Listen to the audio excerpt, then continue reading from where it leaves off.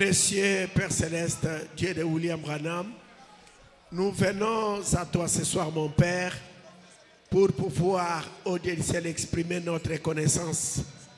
Père bien-aimé, tu as pris soin de nous depuis le lever du soleil jusqu'à présent. Et nous croyons, Seigneur notre Dieu, qu'un homme peut rassembler les autres hommes, mais manquer quelque chose à leur dire.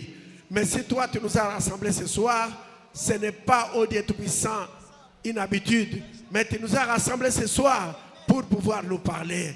Dispose mon frère et dispose ma soeur. Seigneur notre Dieu, c'est une journée de prière. Je crois, mon Père, que tu n'es pas un Dieu mort, tu es un Dieu vivant. Tu as laissé une tombe vide en Palestine. Seigneur Jésus, je crois que tu es aussi Jéhovah Rapha. S'il y a un frère, une soeur qui est venue ici malade, qu'il sorte avant la fin de cette réunion, qu'il sorte guéri. S'il y a quelqu'un, Seigneur, qui était venu avec des problèmes, qui t'a présenté des problèmes, frère ou sœur, je crois, mon Père, que ces problèmes sont devenus des solutions. Précieux Maître, il y a des choses que nous n'arrivons pas à exprimer, mais toi, tu connais nos cœurs. Fais en sorte qu'au Dieu béni, tu puisses nous accorder les désirs de notre cœur. Nous ne voulons pas marcher comme des orphelins. Nous ne voulons pas marcher comme des orphelines. Nous croyons que nous avons un Père céleste qui doit pourvoir dans nos besoins, qui doit prendre soin de nous. Oh notre Dieu, prends soin de mon frère, prends soin de ma soeur, mon Seigneur et mon roi. Il y a des choses que le frère n'arrive pas à exprimer. Il y a des choses que la soeur n'arrive pas à exprimer. Mais que toi qui vois la profondeur dans le cœur de chacun de nous, accepte, Seigneur, de donner les réponses, de donner les solutions, Seigneur, aux multiples problèmes que nous avons, mon Seigneur. Précieux Maître, nous parlons de la prière. Seigneur, la prière, c'est l'arme qui a été donnée aux humains. Aucun militaire ne peut négliger l'arme. Aucun policier ne peut, au Dieu du ciel, mettre l'arme de côté, Père, pour pouvoir faire quoi que ce soit. Seigneur, il est toujours à côté de son arme. Fais en sorte que la prière devienne la vie de cette église. Que la prière devienne la vie de mon frère et la vie de ma soeur. Seigneur, que la vie de prière ne puisse jamais quitter cette église. Que la vie de prière ne quitte jamais les maisons de frères et de sœurs, oh Dieu. Fais en sorte que, mon Seigneur, que ça soit réellement notre vie. Bénis-nous, Seigneur éternel, amen. Bénis cette réunion ce soir. Comment se termine avec nous. Tout pour ta gloire. À toi seul la gloire, mon Dieu. Nous avons ainsi prié au nom de Jésus-Christ. Amen. Amen. Comme nous sommes debout, Pale tuingali wima, nous allons prendre Matthieu chapitre. unisamehe.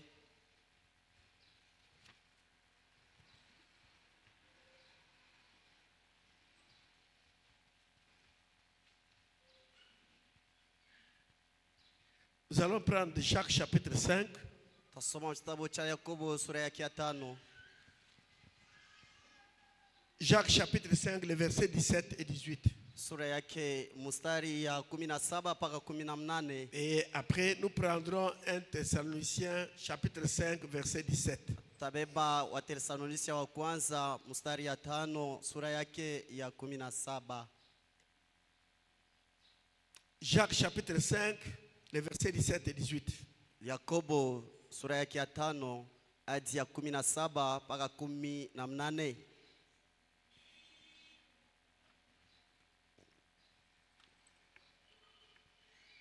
Nous allons lire ensemble.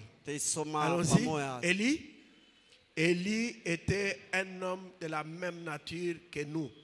Il pria avec instance pour qu'il ne plût point.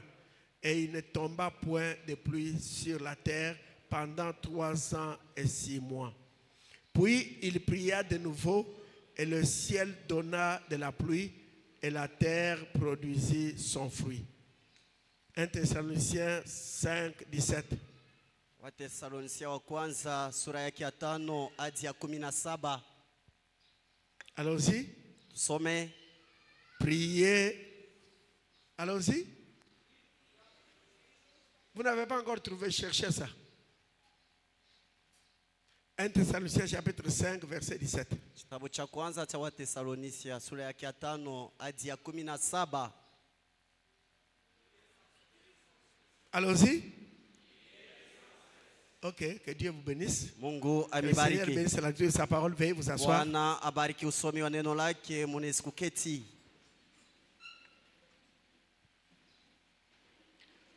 Donnez-moi les plus courts versets de la Bible. Unipatie andiko mfupi ya mubibilia. Dieu vous bénisse. Mungu akubariki. Les plus courts versets de la Bible. Andiko mfupi sana ya mubibilia. Asema Malakia. Parle, non? Quand tu rigoles là, tu rigoles ton ignorance ou bien tu te moques de moi? Les plus courts versets de la Bible. Andiko mfupi ya mubibilia ni nini?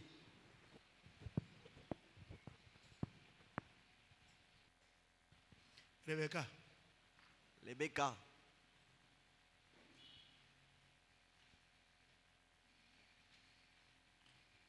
Les plus courts versets de la Bible. Pardon? Priez sans cesse. Andiko ya mfupi ya mubibilia. Les plus courts versets de la Bible.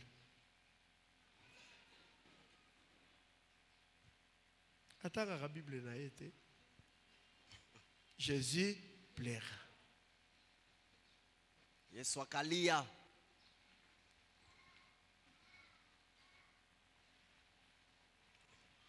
Nous continuons avec notre petit enseignement sur la prière. Tunaendelea na mafundisho yetu kwa ajili ya maombi. Aujourd'hui, Leo comme si j'ai un peu beaucoup de trucs à lire ici, kusani kuna maandiko ya mingi ya kusoma hapa. je vais essayer de beaucoup lire. Tapima kusoma ningi sana. Question-réponse du 15 octobre 1961. Swali na majibu ya mwile tarehe. Paragraphe 10. Hadi ya 10. D'abord, Kwanza nous avons lu dans Jacques chapitre 5, versets 17 et 18. soma kitabu cha Yakobo sura yake ya 5 mstari ya La Bible dit, na- Élie était un homme de la même nature que nous. Amen. Biblia inasema Eli alikuwa mtu asilia sawa vile shie. Il n'était pas un ange. Asikukuwa Il malaika. était un homme de la même nature que nous. Alikuwa mtu asili sa shie. Il pria avec instance pour qu'il ne plût point. Akaomba na mkazo kusudi mvula isinyeshe. Et il ne tomba point de pluie sur la terre pendant 3 ans et 6 mois. Na mvula ikunyeshe miaka 3 na nusu. Cet homme qui était de la même nature que nous, Ule mtu alikuwa asili sa shie. il pria Aliomba pour que, avec instance, na mkazo pour que la pluie ne puisse pas tomber sur la face de la terre. kusudi mvula ishanguke pa dunia. Et la pluie ne tomba pas pendant 3 ans et 6 Na mois. mvula ikunyeshe miaka 3 na nusu. Mais Élie adorait sous le sang des animaux. Lakini Elia alikuwa na waabudu chini ya Bien damu qu'il ya fût nyama. prophète, Na Mungu anamuonesha nabii. bien qu'il fût prophète, Hata vile alikuwa nabii. Jacques dit, Yakobo il anasema était de la même nature que toi et moi. alikuwa wa asilia sa vile shie. Mais il pria avec instance Akaomba na mkazo pour que la pluie ne puisse pas tomber. kusudi mvula Et isinyeshe. il ne tomba pas de Na pluie. haikuanguke kamwe. Donc, il n'a pas seulement prié, mais il a prié avec instance. Asikuombe tu, lakini na mkazo alikazia hapo. Et dans 1 Thessaloniciens 5, 17, la Bible déclare, Na mkitabu priez cha sans cesse. Na Biblia inasema muombe bila kuacha. Donc, priez continuellement. Muombe bila kuacha. Écoutez Muendelee maintenant, paka. dans le message, Ndani ya mahubiri question-réponse du 15 octobre 61, swali na majibu ya mwile tarehe paragraphe 10. hadi yake ya 10. La prière nous est utile à quelque chose. Amen. Maombi iko kwetu ya mafua kukitu fulani. Et c'est grâce à la prière que je suis en vie aujourd'hui. Amen. Ni juu ya maombi niko naishi leo. C'est grâce à la prière que je suis en vie aujourd'hui. Ni juu ya maombi naendelea na kuishi leo. Je vis par la grâce de Dieu au moyen de la prière. Amen. Niko naishi kwa neema ya Mungu pitia maombi. Et ce soir, Na hii jioni étant un peu fatigué et épuisé, sawa vile nilishapungukiwa j'ai nguvu. besoin de vos prières. Na lazimisha na maombi yenu. Que vous priez pour moi. Muniombeyeko. Frère Branham dit Ndugu Branham que la anasema prière est utile à quelque chose. sema maombi ni ya mafaa kwetu kukitu fulani. Lui, le grand prophète, Yeye Dieu, nabii mkuu il dit, et anasema c'est grâce à la prière que je suis en vie aujourd'hui. ni juu ya maombi naishi leo. Mon frère, ma soeur, Ndugu dada, si frère Branham est en vie grâce à la prière, kama ndugu Branham aliishi kusudi maombi, comprenez que la prière est utile non seulement pour le prophète, mais pour toi et pour moi. elewa ya kusema maombi ni ya mafaa ana tu juu ya nabii, hata juu yako na mimi. Persévérer. Kudumu mahubiri. Prêcher le 5 mars 64, 5 mars 1964 paragraphe 11. hadi yake ya 11. Des hommes de tous les âges Batu wa mubizazi vyote, qui ont foi en ce qu'ils essayaient d'accomplir, amen, balikuwa na imani mubile balikuwa natimiza, ont persévéré. walidumu. Personne ne peut persévérer sans d'abord savoir ce qu'il essaye d'accomplir. Amen. Akukuwa mtu alipasha kuendelea kabla ya kujua bila alikuwa anafanya. Et vous devez d'abord savoir ce que vous essayez d'accomplir. Na unapasha jua mambo ile huku natimiza. Ensuite, Kifatayo avoir la foi kuwa na imani que vous recevrez ce que vous essayez d'obtenir. ya kusema utapokelea bila unapima kupata. Et cela vous fait persister. Na ile iko na kushikamisha Quelque chose que vous savez être vrai. kitu kile unajua na imani yote asema kiko kweli. Vous ne pouvez pas persévérer dans la prière Hawezi kudumu mu maombi si vous ne savez pas pourquoi vous priez. kama ujue unaomba Si vous mbona, n'avez pas un objectif, kama una na si vous kufukuzia, n'avez pas un besoin, kama una na hitaji, si vous avez un objectif, kama una vous kifukuzia, prierez de utaombaka tout votre na cœur. moyo wako Parce wote que vous savez kusudi que vous unajua ne perdez pas le temps auponde muda bure et que vous allez avoir ce que vous demandez. na utapata kile unaomba. Et vous ne pouvez pas demander si vous n'avez pas la foi. Na hawezi kuomba kama unakosa imani. Un vrai signe passé inaperçu. Hii halama ya kweli inapita bila kutambuliwa. Prêché le 12 Yenye kuhubiri novembre 1961. 12 Novembre Paragraphe 1961 40. hadi yake 40. Mais l'affliction que cet homme a dû endurer, Lakini ile wazo yenye mtu ule alipata, à quoi cela servirait-il?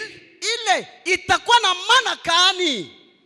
Beaucoup se sont demandé à quoi servirait-il à un homme de faire pareille chose. Batu ba mingi walijiliza bitamsaidia nini huyu mtu afanya hivi? C'est parce que les gens ne lisent pas la parole. Amen. Ni juu batu abasome neno Et ils ne veulent pas prier. na abaombe. Dieu est donc souverain. Mungu hanejitawala Et il envoie son prophète servir de signe. na anatuma nabii wake atumikishe sawa vile alama. Les gens ne veulent pas lire.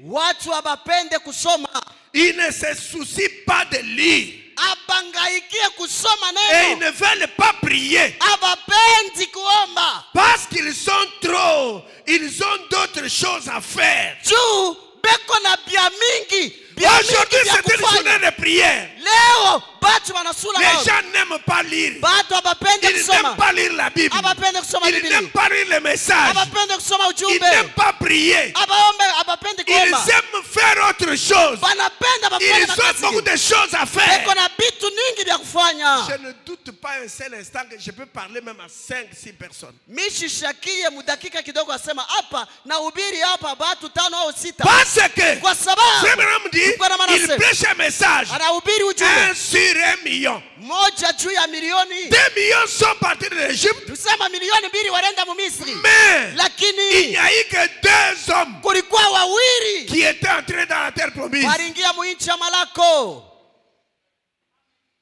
Et le prophète dit, Nabii anasema au temps de Noé, wakati ya Noa il y a eu 8 sauvés. kulikuwa 8 Au temps waliokolewa. de Lot, Wakati ya 3 Loti sauvés. kulikuwa 3. 8 plus 3, Kusema 8 kuchanga na 3 ça fait 11. ni 11. Et Frère Branham dit, Bwana je wanasema serais surpris tashutushwa si 12 kama 12 partaient dans cette génération. walaenda mkunyakuliwa.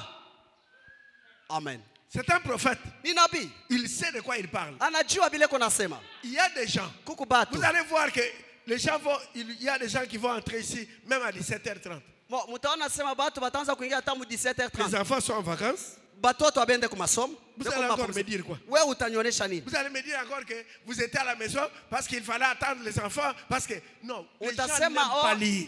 Tulikuwa kunyumba ndio tulipasha kuongojea batoto. Les gens n'aiment pas lire la Bible. Batu abapende basome Biblia. Ils n'aiment pas lire le message. Abapendi kusoma Ils n'aiment pas prier. Abapendi Ils kuomba. ont beaucoup de choses à faire. Beko na bitu ningi vya kufanya. Je vous ai déjà dit ici Nilishakumionyesha hapa. que si vous avez une activité libérale, Kama una kazi ya upekee, s'il est temps de venir à l'église, kama ni wakati ya kwenda kanisa, fermez votre boutique, funga duka yako, fermez votre shop, funga shop yako, venez à l'église, kuye kanisa, venez adorer le Seigneur, kwa uabudu Bwana, montrez à Dieu que umuoneshe Mungu akusema il prend la première place. anachukua nafasi za Ce n'est kwanza. pas la boutique, Ana ce n'est duka, pas les shops, ana shop. mais c'est Jésus qui prend la première Yesu place. ndio anachukua nafasi za Vous kwanza. pouvez quitter la terre ce soir. Unasikondoka dunia hiyo.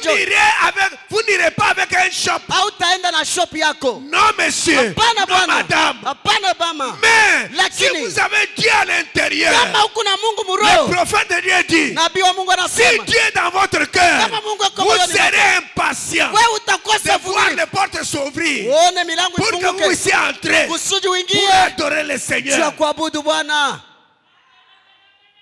Dites un peu Amen. Museme amina. Dites Amen. Museme amina. Dites encore Amen. Museme amina. Vous n'aimez pas Dieu. Amumupendi Il Mungu. y a des gens qui calculent. À cette heure ici, la prière est finie. Musema, Ah, Muisa ya vous sese fouillez la maombi prière? Unakimbia maombi. Écoutez, Shiki. je relis ça. Nikuna soma tena. Il dit, Anasema. mais l'affliction que cet homme a dit endurer, Sasa ile mawazo yenyewe ule mtu alitosha. à quoi cela servait-il? Bon, itamsaidia kunini? Beaucoup se sont demandé à quoi servait-il à un homme de faire pareille chose. Bon, batu wa mingi waridiliza, bitamsaidia huyu mtu kunini ufanye C'est hivi? parce que les gens ne lisent pas la parole. Na wazia kusema watu hawasome neno. Et ils ne veulent pas prier. Abapenzi kuomba. Dieu est donc souverain. Mungu anayejitawala. Et il envoie son prophète servir de signe. Anatuma nabii wake anatumikisha Les gens alama. ne veulent pas lire. Batu abapendi kusoma. Ils ne veulent pas lire la Bible. Abapendi basome Ils ne Biblia. veulent pas lire les brochures. Abasome mahubiri ya nabii. Même écouter les prédications sur YouTube. Ils ne veulent pas. Hata kushikia mahubiri pa YouTube abashikie. Ils ont d'autres choses à faire. Beko na bitu ningi vya kufanya. Ils ne se soucient pas de lire.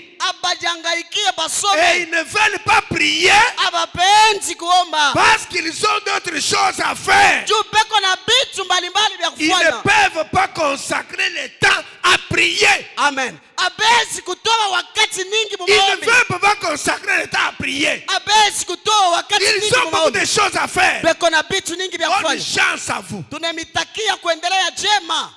Chaque vendredi, Kila mkazi la tano. prière commence à 11h. Ombi kunaanza On mwonse. prend un petit déjeuner. Tunakula chakula On nyepesi vient asubuhi. prier. Tunakuwa kuomba. Nous avons lundi. Tuko na siku ya Nous kwanza. avons mardi. Tuko na mardi. Mais en semaine, le Seigneur n'a que 2 jours. Katikati ya juma Bwana kuna masiku mbili. Mercredi Mkazi tatu et vendredi. na mkazi tano. 2 jours seulement. Masiku mbili. Pour venir écouter la parole. Juu kwa kusikia neno. Pour votre âme. Juu ya nafsi yako. Le diable vous ensorcelle à quel niveau? Bon, nikunejuliza, je me demande à quel niveau le diable vous ensorcelle. Vous irez avec quoi si vous quittez la terre? Utaenda na nini kama unaondoka dunia? On prend un petit cercueil là, Banabeba kasanduku kadoko. sans fenêtre. Aina na madirisha. On vous met là-bas. Banakuweka mkifukutuku. Avant même qu'on vous enterre, Kabla ya boko kuzika. vos frères et vos sœurs Wa ndugu yako na badada yako. se tiraillent. Banaanza Non, kukokotana. non, moi je vais prendre ça. Oh, mitabeba hii Moi, koti, mitabeba hii shati, moi, je vais prendre. mitabeba hii blouse. Donc, vous êtes à la morgue. Wewe huko kuchukuma ya bafu. Peut-être qu'il n'y a pas une place au frigo, on vous a mis par terre. Saa zingine mufriko amuna fasi, wewe banakuweka tu pa Vous êtes kibumbashi déjà pale. entré à la morgue. Wewe ushakuingia kama mu ile fasi. Si vous entrez à la morgue, imisa munafanyaka itaishaka. Kama Mungu ananipatia bahati ya kuingia mle, tout ce que vous faites. Frère Branham, Ndugu Branham, depuis qu'il était parti au-delà du rideau de temps, wakati alienda ng'ambo ya pili ya pazia. Auparavant, Kumwanzo lisez les brochures. musome mahubiri. Auparavant, il disait, Kumwanzo alikuwa anasema je ne sais pas mishijue si je mourrais, kama nakufa, je n'aime pas la mort. mishipende kufa. J'aime aller dans l'enlèvement vivant. Mimi napenda niende tu Parce mkunyakuliwa que je n'aime mzima. pas devenir un esprit. Mimi shipende ni Mais kwero. quand il était allé au-delà du rideau de Wakati temps, arenda ngambo ya pili ya quand il est pazia. revenu, Wakati alirudia écoutez, il a juste changé le langage. na alibadilisha misemo. Il dit non, Anasema hapana. je n'ai pas de mots pour décrire ce que j'ai vu là. Nakosa misemo njuu ya kufasiria Parfait. Mukusema Parfait. nusema kamilifu. Le mot ne suffit pas. Misemo inanikosa. Sublime. Sublime ayeneana. Non, ça ne suffit pas. Aye. Il dit faites tout. Sema mufanye yote. Cherchez l'amour parfait. Tafute mapendo Parce kamilifu. qu'il n'y a que ça qui va vous donner le droit d'entrer là-bas. Mpaka ile mapendo kamili itakupatia Mais ruhusa l'amour, vous Sasa. devez d'abord aimer Dieu dans votre cœur. Unapaswa kumpenda kwanza Mungu muro yako. Vous n'aimez pas Dieu. Amumupende Mungu mbona? Dieu peut vous la terre maintenant. Mungu anaweza kukondosha pa dunia hapa sasa. La chair que vous voyez, ça ne vaut rien. Ça sent mauvais si on te met 3 jours ici. Amen.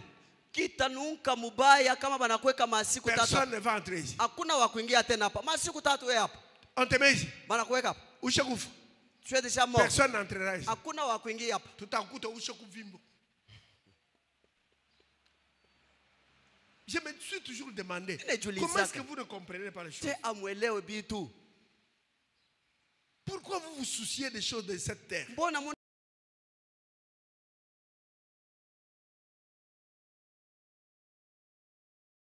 Frère Branham dit, il dit à quelqu'un, vous êtes malade, promettez à Dieu que s'il vous guérissez, vous allez le servir le reste de votre vie. Vous, qu'est-ce que vous faites pour Dieu? Pour venir prier, vous n'aimez pas. Vous venez seulement quand il est 17h, vous venez. Votre problème, vous savez qu'il y a prière. Vous savez que la prière commence à 11h. Mais vous êtes à la maison, vous créez le travail. À la prière, vous n'aimez pas. Lire la Bible, vous ne voulez pas. Lire les brochures, vous ne voulez pas. Écouter les prédications sur YouTube, vous n'écoutez pas.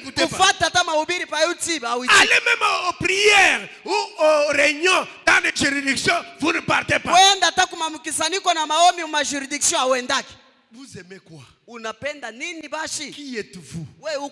Vous avez quel nom? Il n'y a que ceux qui étaient en Dieu qui comprendront. Si vous n'étiez pas là, vous n'y serez pas. Même si on prêche, je saute et je me tiens ici, vous ne changerez pas. Le message vient chercher une race élue.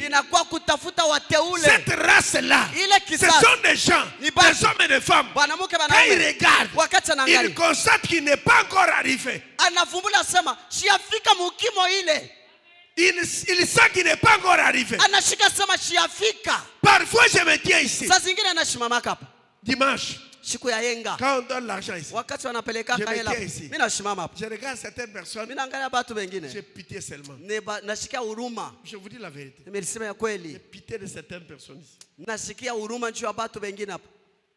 Quand vous quitterez la terre, vous devez rendre compte de tout l'argent que Dieu vous avait donné. J'avais un grand-père. Il avait beaucoup de tissus Cuba. Les objets d'art. Il en avait beaucoup. Comme il avait vieilli, qu'est-ce qu'il faisait? Aujourd'hui, il prend un tissu, il vend. Il a l'argent. Il ne fait qu'acheter la viande, il mange. Quand ça se termine, il prend un autre tissu.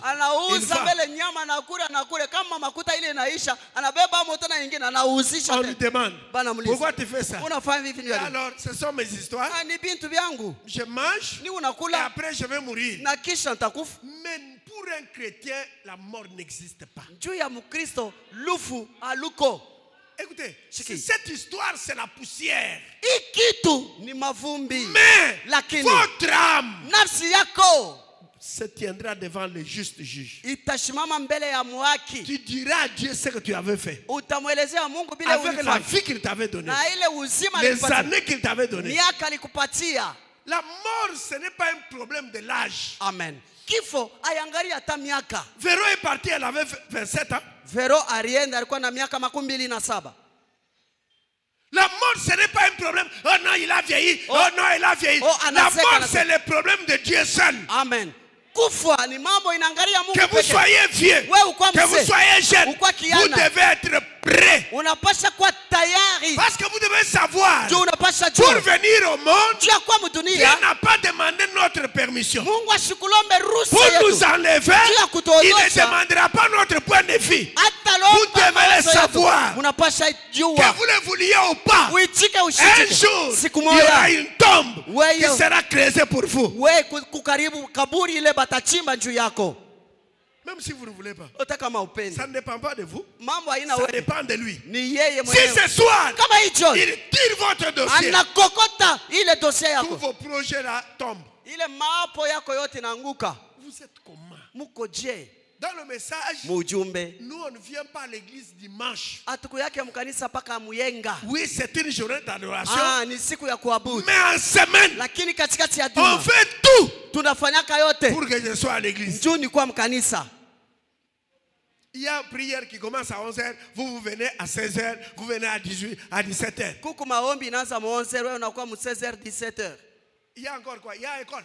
Eti kuku batoto wewe unaenda kwa masomo. Il y a quoi? Kuku nini? Vous n'aimez pas Dieu. Amumupende Mungu. Vous avez autre chose que vous aimez. Muku bitu Vous trouvez quelqu'un à la maison? Utapata mtu Il ne kunyumba. fait rien. Il a seulement le téléphone. Yeye kupaka na simu ya mkono. Par kilo levi. Kuna Si ce pandisha. sont les sœurs, Kama ni badada. bah, ma groupe, il y a ma Turquie, il y a ma Istanbul, ben, pareil. Il mango yi, hein? Il mangage yi. Eh, bana shusha bei. Avec ses robes ici. Ah. Un jour, il mangage, bata, il voilà, quoi. Ile mankandi ya Turquie les autres vont porter ça. Vous ne comprenez pas? Moi amuelewe. Il n'y a plus de temps. Hakuna wakati. Vous ne suivez pas les informations. Amfuate kuma radio. Tout peut arriver n'importe quand. Yote inaweza kufika wakati yoyote. Tout peut arriver. Yote On inaweza peut même fermer les églises. wanaweza kufunga hata hii makanisa. À ce moment-là, vous êtes pasteur. Ah, njoo ile wakati Alors à sasa. la montagne. Pastor, twende hata Twende kumulima. kukulimu. Ni boka bwa lufu. Tu as peur de la mort. Dans le message, si tu vois quelqu'un, il y a dans l'église par dimanche. Achiamini. Amen. Mujumbe kama unaona mtu la personne vient à l'église ne fils que le dimanche. Écoutez. Sikieni sasa. Jéhovah Jireh Yehova ile prêchait le 3 août 1960. le 3 août 1960. Vraiment dit, Donc, paragraphe 4. Hadi Pendant Kaini. que je parlais simplement dans la salle des urgences hier soir, Wakati nakuwa na hubiri mu ile chumba ya urgence jana il y magharibi. avait une petite femme allemande Kulikuwa mke wa Kialman. qui avait envoyé une demande récemment. Yeye alituma ombi masiku Et ishapita. elle a reçu un tissu sur lequel on a prié. Alipokea ile vazi ya maombi. Les petits morceaux de ruban. Ni kusema ni kakipande kabu. J'avais l'habitude d'envoyer un mouchoir. Nilikuwa na tabia ya kutuma Mais quand kitambala. les gens sont devenus très nombreux, Wakati watu walikuwa wa mingi. je ne pouvais plus faire cela. Sikupasha kutuma tena kitambala. Alors je me procure simplement des centaines de mètres de ruban. Sasa nauzaka ile mariba ya mingi. Je m'assois Mimi naikala et je prie sur cela. naombea juu ya Puis ile. j'envoie cela aux malades Na kisha natumia et aux wagonjwa. affligés. Na wale Une wanateswa. petite femme allemande, Na ule mke wa Kialman une petite femme allemande ni mke mdogo wa Kialman. avait reçu les instructions Yeye alipata ile et on mafundisho. lui a interprété cela. Na walifasiria ile. C'était en allemand. Ulikuwa ni kwa Qu'il Alman. faut d'abord appeler votre pasteur. Inabidi ukuite mbele Et mchungaji wako. si votre pasteur ne peut pas venir, Na kama mchungaji wako hawezi kuja, appelez un bon chrétien de votre entourage ita Mkristo bora ule kwa ou mazingira un zako. membre de votre famille. Au mwanamemba wa jamaa yako. Confessez tous vos torts. Amen. Kiri mazambi zako. Si vous en avez, Kama uko nayo, faites la prière fanya maombi. Prenez ces petits morceaux de linge We chukua ile kipande ya nguo ya et maombi. épinglez-les à votre sous-vêtement. Amen. Uifungie kunguo yako ya ndani. Posez vos mains là-dessus et dites à Dieu Na weka mkono pa ile unaweka ile que vous nguo le nasema. servirez le reste de votre vie. Utamtumikia mashiku yako yote S'il inabakia. vous accorde d'être guéri, Kama nakupatia matunzo et ensuite, na kifuatayo. après avoir fait cela, Kisha we kuomba.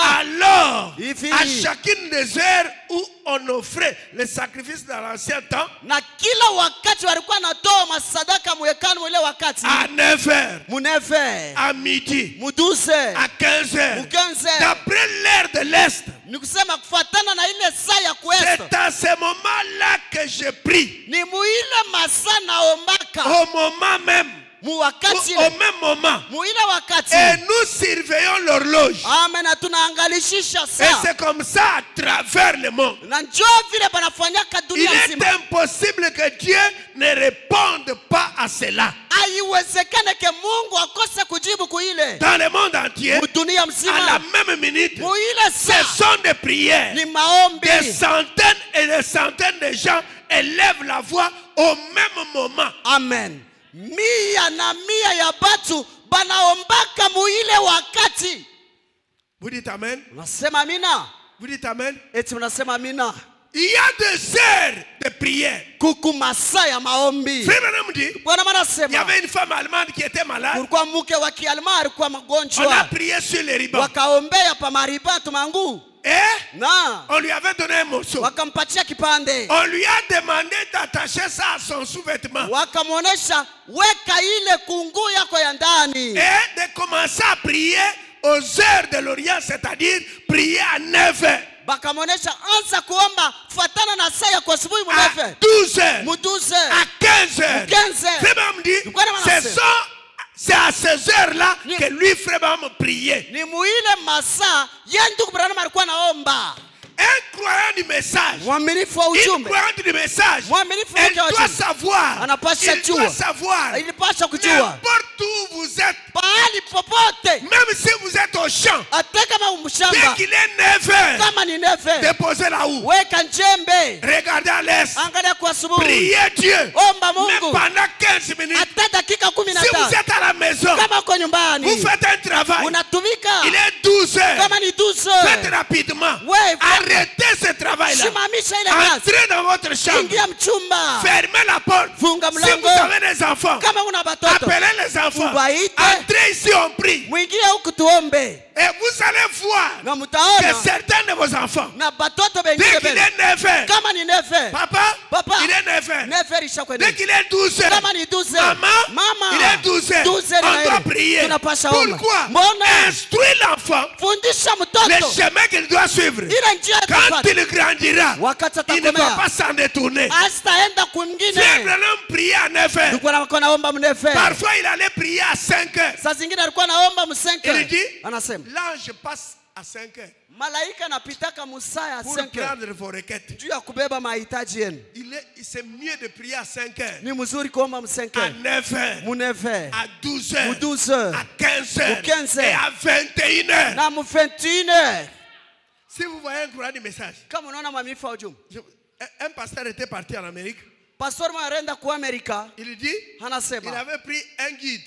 alibeba kiongozi wa kumuongoza. Et puis il y avait d'autres frères dans la voiture. Na kulikuwa banduku bengine mugari. On les faisait visiter les endroits où Frère Branham passait. Walikuwa namuonesha mafasi ile ndugu Il dit anamaripitia. que Anasema il était 12 heures. ilikuwa 12. J'ai regardé le frère qui Ninaangalia était au bado. volant. Ule alikuwa Il a garé le véhicule à côté. anapanga gari kupembeni. Il est sorti de la voiture. Anatoka mugari. Il s'est éloigné de la voiture. Anaenda ako mbali na Il a gari. levé ses mains. Anainua Il a mkono. commencé à prier. Anaanza kuomba. Et le frère Rafi, Ndugu les na- deux autres frères Bengine américains, mawili wa ils sont Kiamerika. aussi sortis. Napo banatoka. L'un s'est tenu là-bas, Huyu anasimama, l'autre de l'autre côté. mwingine Les anasimama. mains en l'air. Mikono yulu. Ils ont commencé à prier. Wakaanza kuomba. Il dit, hein? Anasema, hey, Il nabakia. était resté là. Nabakia mimi mwenyewe. Personne ne lui avait dit quelque chose. Hakuna mtu Lui alimuonesha aussi, kitu. il est sorti. Yeye mwenyewe anatoka. Il s'est éloigné. Anaenda Il a mbali. levé ses mains.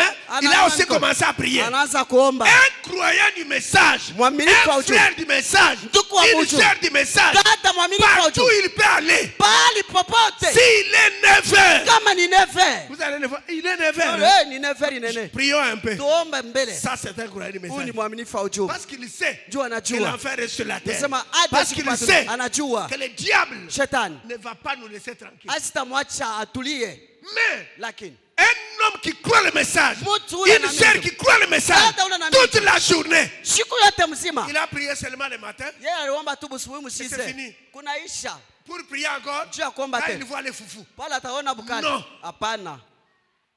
J'aimerais que ça entre en vous. Napenda ingie mupana wa roho. Nous avons beaucoup de problèmes parce que nous négligeons ces choses. Tuko na masida ningi ndio tunasula hivi Vous vitu. pouvez prier. Unaweza kuomba. Même si on amène l'enfant malade, Hata kama nakuletea vous mtoto n'allez pas dire, au tasema attendez, Oh, tu vois, répartons-nous. oh, Non! tutubu kwanza. Parce Papa. que vous priez aux heures Juu unaombaka de la muwakati prière. ya Et maombi. frère me dit, Kwa maana nasema c'est comme ça dans le monde entier. ndio vile panafanyaka Pour mjini les croyants du message, Juu ya uaminifu wa dès qu'il est ujumbe. 9h, Kama ni 9h. lui il prie là-bas, Yeye dans anaomba sa maison. mu nyumba yake. Elle prie là-bas, Dada dans anaomba sa huko maison. nyumba yake. Si tu as des enfants, Kama kuna batoto. entrez, Mwingie. il est 9h. 9h. Entrez, Tuingie. même si nous quittons la terre, Hata kama tuna nos watoto kule. enfants, Batoto ils yetu. vont continuer comme ça. Bataendelea Parce vile. qu'ils savent, Juu banajua. papa et maman, Usema mama yetu. nous réunissaient toujours quand il était Alikuwa 9h. anatukusanisha msaa 9h. On priait Dieu. Tulikuwa naomba Mungu. À moins que vous soyez au marché, Juu kwa msoko. avant même de sortir, Kabla wewe kutoka. prenez soin de prier. We omba ako mbele. Le problème que nous avons, Mambo ile c'est parce tuko que nayo. nous négligeons la prière. Tunasua Frère maombi. Branham dit, Tukunaishi je vis grâce à la prière. Niko naishi Toi kufikia et kama moi, Roma. Wewe nous na mimi. vivons grâce à quoi? Tuko naishi njuu ya nini? Vous allez voir que les gens, Utaona batu. il y a des motards, Kuku il y a ba- des batembeza taximens, pikipiki, il y a ba des frères magari. qui travaillent, Kuku qui bado sont dans le wanatumika. commerce, Beko dans le biashara, business. mu Ils maashara. ne prennent pas soin de Abangaikie. prier à 9h, Ya kwamba à mnefe. 12h, Mu 12h. même à 15h. Hata mu Ils ne 15h. prennent pas soin. Abangaiki Parce yake qu'ils ne ile. savent pas Juu qu'à abajui. ces heures-là, Mui wakati masaa ile. le ciel est disposé. Mbingu yuko tayari. Ça, c'est notre prophète qui nous a enseigné. Huyu ni nabii wetu Dans anayetufundisha. une dénomination, vous Muzeebu. ne verrez pas les gens prier à 9h. Hautaona watu wanaomba mnefu. Pourquoi? Mbona? Ils n'ont pas reçu un prophète. Hapa kupokelea nabii. Vous êtes dans le message, il est 9h, Ouais, vous ou parlez comme à on Choubouri, dit, mon angarien, 9h. télévision. Hey! Mungu paka ku television munaangalia. Haiwezekani.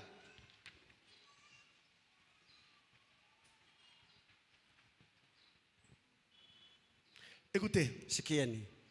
Et cette femme allemande a mis cela sur elle. Na ule mke wa Kialma akaweka ile kangu Puis, ya maombi. elle a appelé ses voisins, Na kisha kaita wajirani son wake. pasteur. Pastori Elle wake. souffrait de l'arthrite Yeye alikuwa na ile malaria arthritis. depuis 20 ans. Alitesa na ile Et, magonjwa miaka quelqu'un. makumi mbili Et na. elle était clouée dans un fauteuil roulant. Na yeye bari mwikarisha muile kakinga C'était kababi un wete. peu aigu et sensible. Na yo ashikwa hata na Mais elle mchemuko. a dit, Akasema quand elle a mis cela là, wakati aliweka ile nguo elle ya a maombi. dit, Akasema maintenant monsieur le diable, sasa we bwana quand elle a shetani. pris le petit ruban là, Wakati akabeba elle kangu a ya maombi. attaché à son sous-vêtement. Akaweka kungu yake Elle n'allait ndani. pas dire que c'est la magie. Wewe usiseme ni uchawi. C'est la Bible. Ni kibibilia C'est nasema. Acte chapitre 19. Ni Matendo 19. Paul priait sur les habits. Paulo alikuwa anaombea manguo. Et les habits que touchaient Paul, Na ile manguo alikuwa les gens anagusa. partaient avec ça. Watu walikuwa naenda Ils nayo. mettaient sur les malades. Walikuwa Et nawekea les wagonjwa. malades seront Na étaient guéris. wagonjwa walipata matunzo.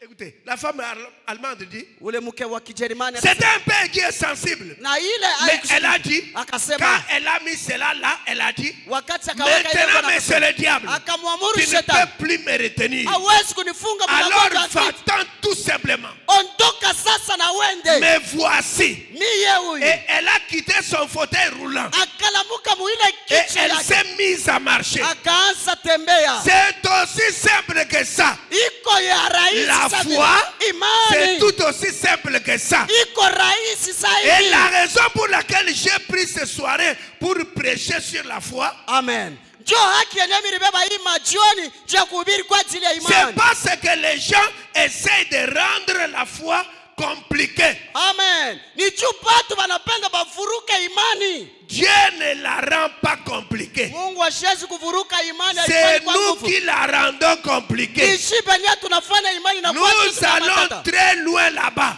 tunaenda en mbali sana. essayant de prendre quelque chose là au loin. Tukipime kubeba kitu kia mbali. Alors que c'est juste ici, à côté de nous. Sasa yo yuko tu hapa pembeni C'est yetu. simple. Iko Si rahisi. vous avez assez de foi pour traverser cette salle, Amen. Kama muko na imani njoo mtambuka hii chumba, vous avez assez de foi pour tout ce que Dieu a promis. wewe uko na imani kwa vile vyote Mungu alikuadia. Si vous avez assez de foi pour lever la main, Kama muko na imani njoo ya kuinua mkono, eh bien, mzuri. vous avez assez de foi pour n'importe quelle autre chose. Uko na imani nyingi juu ya kitu chote. La foi est simple.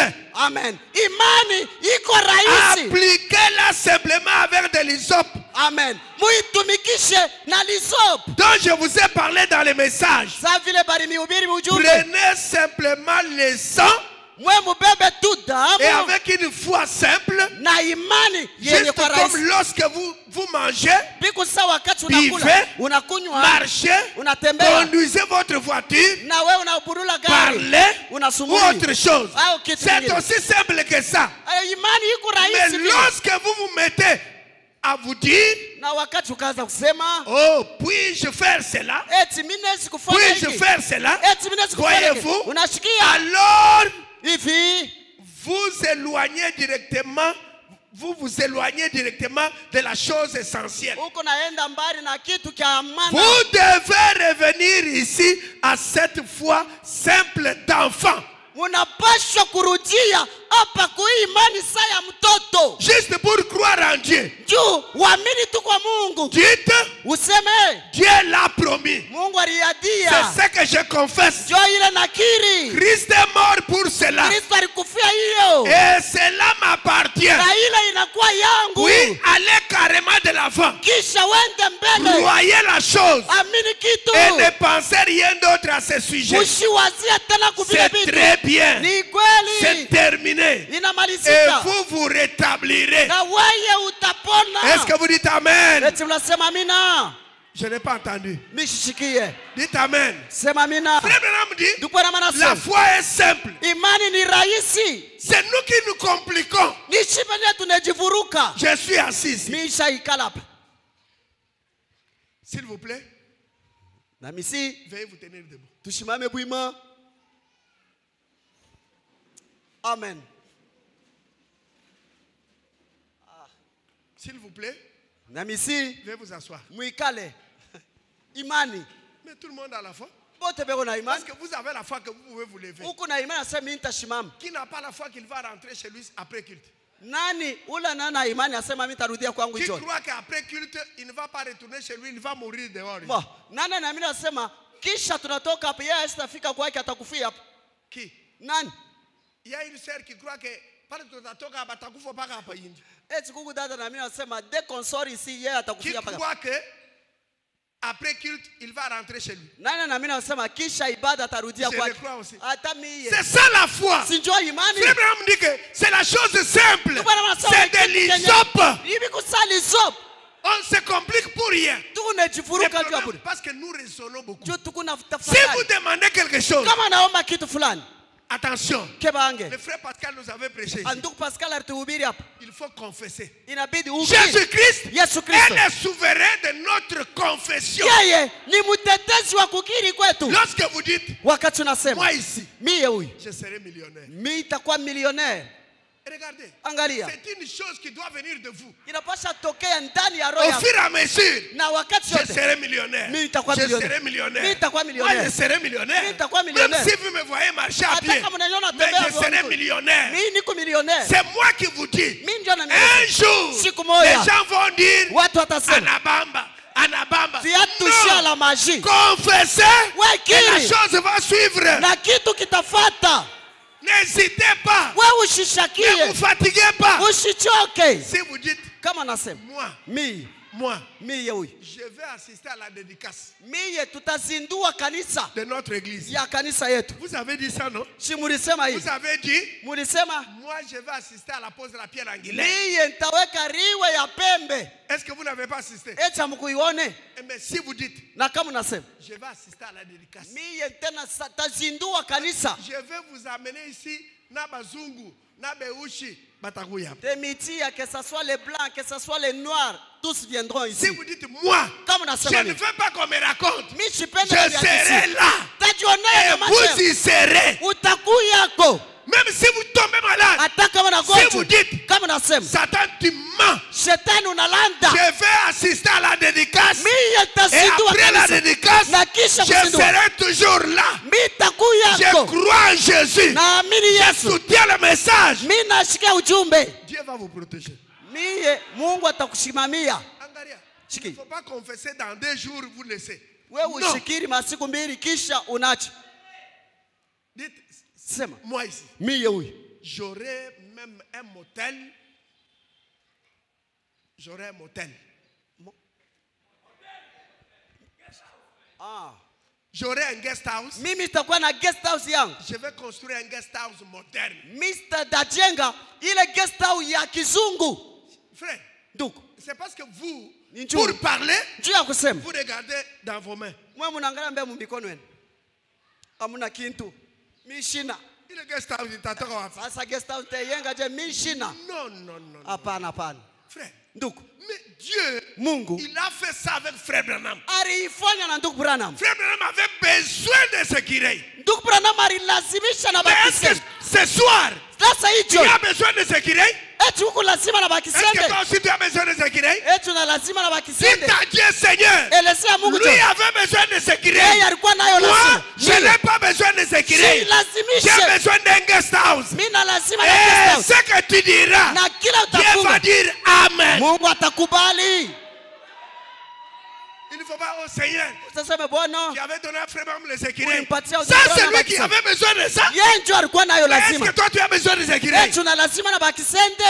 Dis ce que tu as besoin. Et crois ça. Même si l'année passe, on te pose la question. Mambo ya guest house, maintenant, est-ce que tu commandes ton projet là de guest house? Tu verras ça bientôt. Tu dis aussi ça. Tu verras ça bientôt. Mais tu ne sais pas. Les fonds viendront d'où? Tu dis ça parce que en toi là, tu sais qu'il est Jéhovah Jireh. Même là où il n'y a rien, lui il met quelque chose. Nous sommes fatigués de John Bicharit. On est fatigué. On est fatigué de John Bicharit. Non, s'il a fait ça là-bas, il doit aussi le faire ici. Donc nous, quand on a besoin d'argent, on va toujours dire, tu as béni John Bicharit. Non. Dieu n'est pas injuste. Lisez. John Bicharit donnait 3 à 4 millions de dollars par an. John Charit alikuwa analeta 3 à 4 millions de dollars par an. Njuu ya kushikamisha kazi ya Mungu. C'est vous qui voulez être pauvre. Mwe ndio mnapenda muwe pa masikini. Si dans votre cœur, kama muroho yenu. Je ne dis pas prenez tout l'argent donné, non. Mimi siseme beba hela yako yote utoe. Soutenez l'œuvre de Dieu. Kama ni kazi ya Mungu. Avec le pain que vous avez. Ushikamishe kazi ya Mungu na tuloko tuwe kuna. On construit le tabernacle. Tuko na yenga kule. Mimi nakupatia. Moi je donne ça. Je te donne aussi un peu. On ne dit pas non, prenez l'argent, donnez-nous. Vous allez vivre comment? Vous allez payer la maison comment? On ne dit pas non, prenez l'argent. Amen. Non. C'est que Dieu mettra sur votre cœur. Et vous donnez avec joie. Si vous donnez quelque chose triste, vous ne serez pas béni. Donnez avec joie. Peleka na furaha. Donnez de tout votre cœur. We peleka na roho yako yote. Dites à Dieu, Seigneur, j'aimerais que je sois aussi j'aimerais moi Kabeya. Je ne veux pas encore John Bicharit. Je veux que les gens disent le Dieu de Kabeya. Mimi sipende tena batu banza kusema pa ndio ya John Charit. Mie huyu Kabeya. Mimi napenda batu banza kusema juu yangu. Nous sommes John Bicharit. Mungu wa John Charit. Nous sommes fatigués. Tunachoka. Est-ce que Dieu n'a pas de fils ici? Mungu ana na batoto. Dieu n'a pas de fils ici. Ana na babinti hapa. Quand nous allons dire wakati utasema Dieu béni. Mungu anabarikia. Si on nous demande kama banetuliza. Il a béni qui? Anabariki nani? John Bicharit. John Charit. Est-ce que nous le connaissons? Tunamjua, tushakumonaka.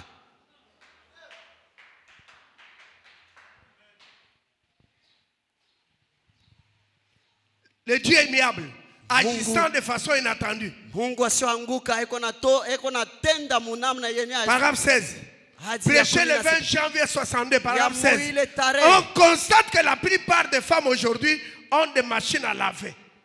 Banafumbula sema banamuke ba mingi kumanyumba yabo bana ile mashine ya kusafisha na manguo. Des repasseuses électriques. Na bya kukoma nabyo na bingine. Et elles appuient sur le bouton de lave-vaisselle. Bo banafinya tu pa ile ka bouton yo yenyewe inaanza kusafisha. Et tout comme cela. Na biko vile. Mais malgré tout, ijapo yote, elles ont moins de temps pour la prière beko na wakati kidogo njoo ya maombi que n'en avaient les autres. Vous savez, Susanna Wesley avait 17 enfants. Amen. Susanna Wesley alikuwa na watoto 17. Malgré ces 17 enfants, elle allait puiser l'eau à la fontaine. Alikuwa anaenda kushota maji kupompi. Et faisait la lessive à la main. Anasafisha manguku mkono. Et cependant, elle pouvait trouver 2 ou 3 heures par jour pour prier avec ses enfants. Anangaikia batoto wake. Kisha alikuwa na masaa 2 au 3 juu ya kuomba na batoto wake. Avec 17 enfants. Na batoto 17. Avec 17 petits. Na batoto 17. Et c'est de là que sont issus John et Charles. Amen. Jomu ile jamaa John na Charles banatoka mjamaa. C'est là le problème aujourd'hui. La raison pour laquelle nos écoles sont en baisse. Il n'y a pas de ministres qui viennent. Les jeunes gens qui sont intéressés. Il nous faut davantage de pères et de mères qui prient. C'est ce qu'il nous faut pour que nos écoles se remplissent. Ce dont nous avons besoin, c'est que le cœur des jeunes gens brûle de zèle. Amen. Pour apporter l'évangile. Mais les choses changent. Frère Branham dit, Susanna Wesley, elle avait 17 enfants. C'était une blanche, hein? Mais vous avez combien d'enfants? Vous avez 3. Tu as 3 enfants. Toi, tu es en Afrique. Ouais, ou comme Afrique. Ah non.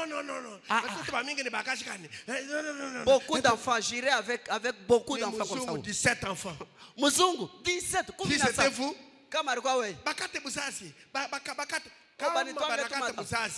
si on trouve que on a des guzala na risque, là c'est normal. Mais comme on a ça bien maman, si tu mettais au monde normalement, il n'y a pas de complications. Maman, endelea. On a ça le bien. Tu mets au monde normalement. Même si c'est chaque année, papa. Attends 30. Les autres ici.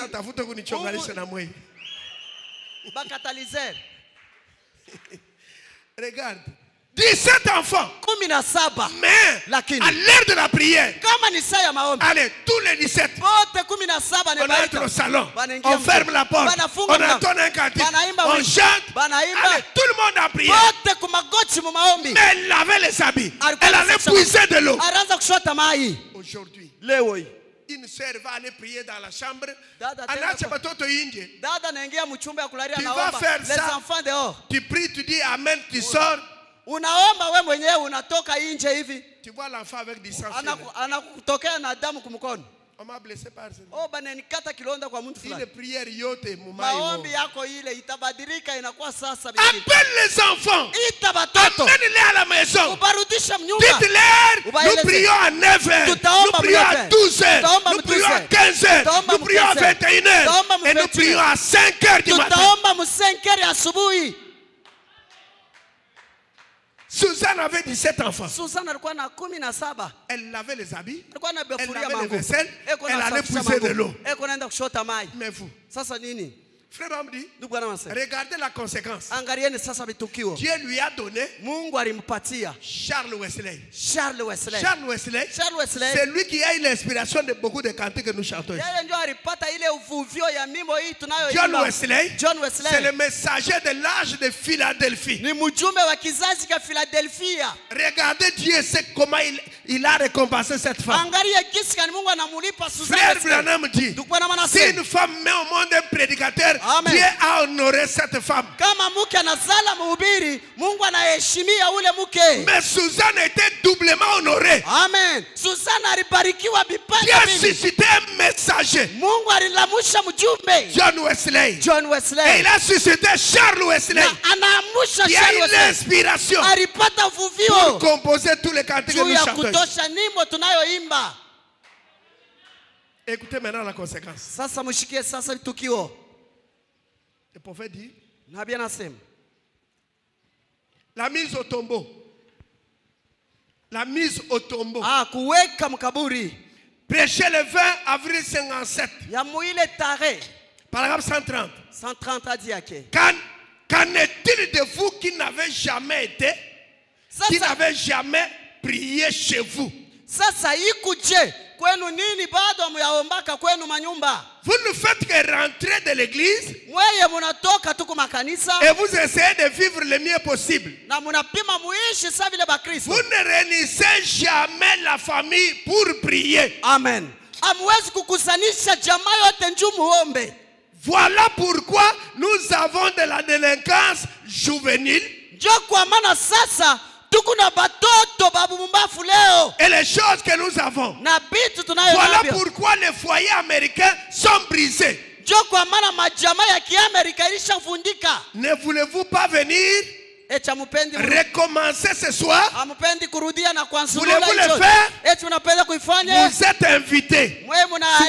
Souvenez-vous, Kumbukeni. je suis votre ministre maintenant. Mimi ni kumhubiri wenu hapa Je sasa. serai un témoin ce jour-là. Ile siku nitakuwa mshuhuda. Alors que nous avons la tête inclinée maintenant pour la prière. Pale tunakunja vichwa juu ya maombi. Je serai aussi un ministre maintenant. Na hapa Je suis un ministre maintenant. Niko mhubiri hapa Ce sasa. jour-là, Ile je siku serai le témoin. nitakuwa mshuhuda. Frère Branham dit, Ndugu na manase. vous terminez le culte. Wewe Vous arrivez à la unabadilisha maison. unafika Vous kunyumba. ne priez pas avec les enfants. Hamwezi kuomba pamoja La na batoto. prière en famille n'existe pas. Ile maombi ya mjamaa inako tena. Walwandi, walwandi. Mtu palwake. Chacun va prier. Kila mtu La ataomba. prière en famille est incontournable. Amen. Maombi ya mjamaa hamwezi kuikwampa. Et frère Branham dit, Ndugu Branham anasema, quand vous négligez la prière en famille, wakati mnasula maombi ya voilà mjamaa, la raison pour laquelle vous avez beaucoup d'enfants, il y a la délinquance juvénile. wakati mnabeula maombi ya mjamaa, ndio kwa maana batoto bashikie tena. Pourquoi? Mbona? Parce qu'on a négligé la prière. Juu mnasula maombi. Il y a des foyers ici qui ne prient pas en famille. Kuku majamaa hapa baombake tena Le mjamaa. frère, quand il arrive, Ndugu kama nafika, tu vas prier avec les enfants. mama utaomba na batoto. Je suis fatigué, c'est quoi? Shakuchoka unyache. Tu vas m'énerver. Utanishirikisha budi. Elle va t'énerver. Hata kushirikisha. Voilà pourquoi il y a la délinquance juvénile. Ndio kwa maana batoto abashikie tena. Une sœur qui dort, qui ne prie pas. Dada ula nalala shiombe. Et toi, tu vas l'épouser. Na weye utamuoa wapi? La vie qu'elle a là, Ile uzima iko nayo. c'est ce qu'elle va donner à tes enfants. Njoo ile atambukiza batoto wako. Elle ici, il est de seulement 19 heures. Yeye kama ni 19h inenea. Unaona tout le monde a souvenir là. Wewe unaona anaanza kusinzia. 19 heures. 19h. Yeye ule anasinzia. Sir, nini? Dada nini? Mimi na lalaka bupeshi. J'étais rapidement loin. En tout cas, nabokadi mwenyewe. Je n'ai même pas l'appétit. Mitakura atakesho. Bon, takura ata asubuhi. Mutaomba Bon, wewe fulani. Mu 19h yeye anaenda Mutaomba na bandu kwako. Oh, tu vas prier avec tes sœurs. C'est ça la femme que vous voulez épouser. Njoo bibi ule wewe unapenda wao. Que vont être vos enfants. Sasa yeye ko vila shiomba anaenda kulala mu 19h. La sœur là. Batoto wako Vous batakuwa n'avez jamais vu à l'hôtel ici. au ya monaka ku altari huko anakuwa kwa. Même s'il y a des veillées. Hata kuma kuku Elle ne kesha vient maombi jamais. ashiku yake. Qu'est-ce qui vous attire à elle? Kile kinakokota tu kwake nini? Regardez le visage. Unaangalia Elle uso. va faner. Butalabika, butaoza. Elle va faner. Ile yote itarabika. Vous regardez le visage. Wewe unaangalia uso. Elle va faner. Les femmes sont comme des fleurs. Banamuke beko sawa. Ana minjo nasema ni nabii anasema. Beko sawa. Il faut choisir le caractère de Christ dans une femme. Chakula tabia ya Kristo ndani ya mke. On fait le jeûne, elle ne jeûne pas. Boba nafunga chakula, yeye ashifungaki. On fait de veillée, elle ne vient pas. Banakuwa kukesha huku na maombi, yeye hakuyaki. Mais elle est la première à venir ici avec de hauts talons. Yeye njoo wa kwanza wa kuwa na tulundu. Et c'est celle que vous aimez. Njoo ule wewe Vous unapenda. avez une profondeur qui n'est pas Ile upana ile ikumwandada ule kunafuata. Njoo ile Voilà ikumwako. pourquoi on a les délinquants. Njoo kwa maana batoto abashikie tena. Pourquoi? Mbona? Vous êtes à l'église. Wewe kumkanisa. Vos enfants sont partis au stade. Batoto beko mustad. Voir le football. Banenda Vous êtes à l'église. Football. Wewe Vos kumkanisa. enfants sont partis chez les 35e communautés. Wewe beko ku Pourquoi? 31e C'est à cause communauté. de la négligence. Njoo ya uzembe. Kusula bintu.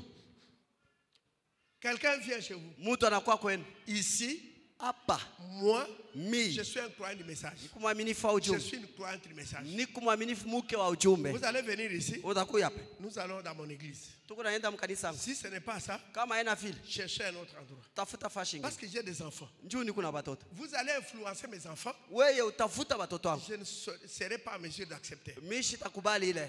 Parce que vous ne serez toujours pas là. Wewe hautakuya yako paka kila siku. Kama ni ntemo.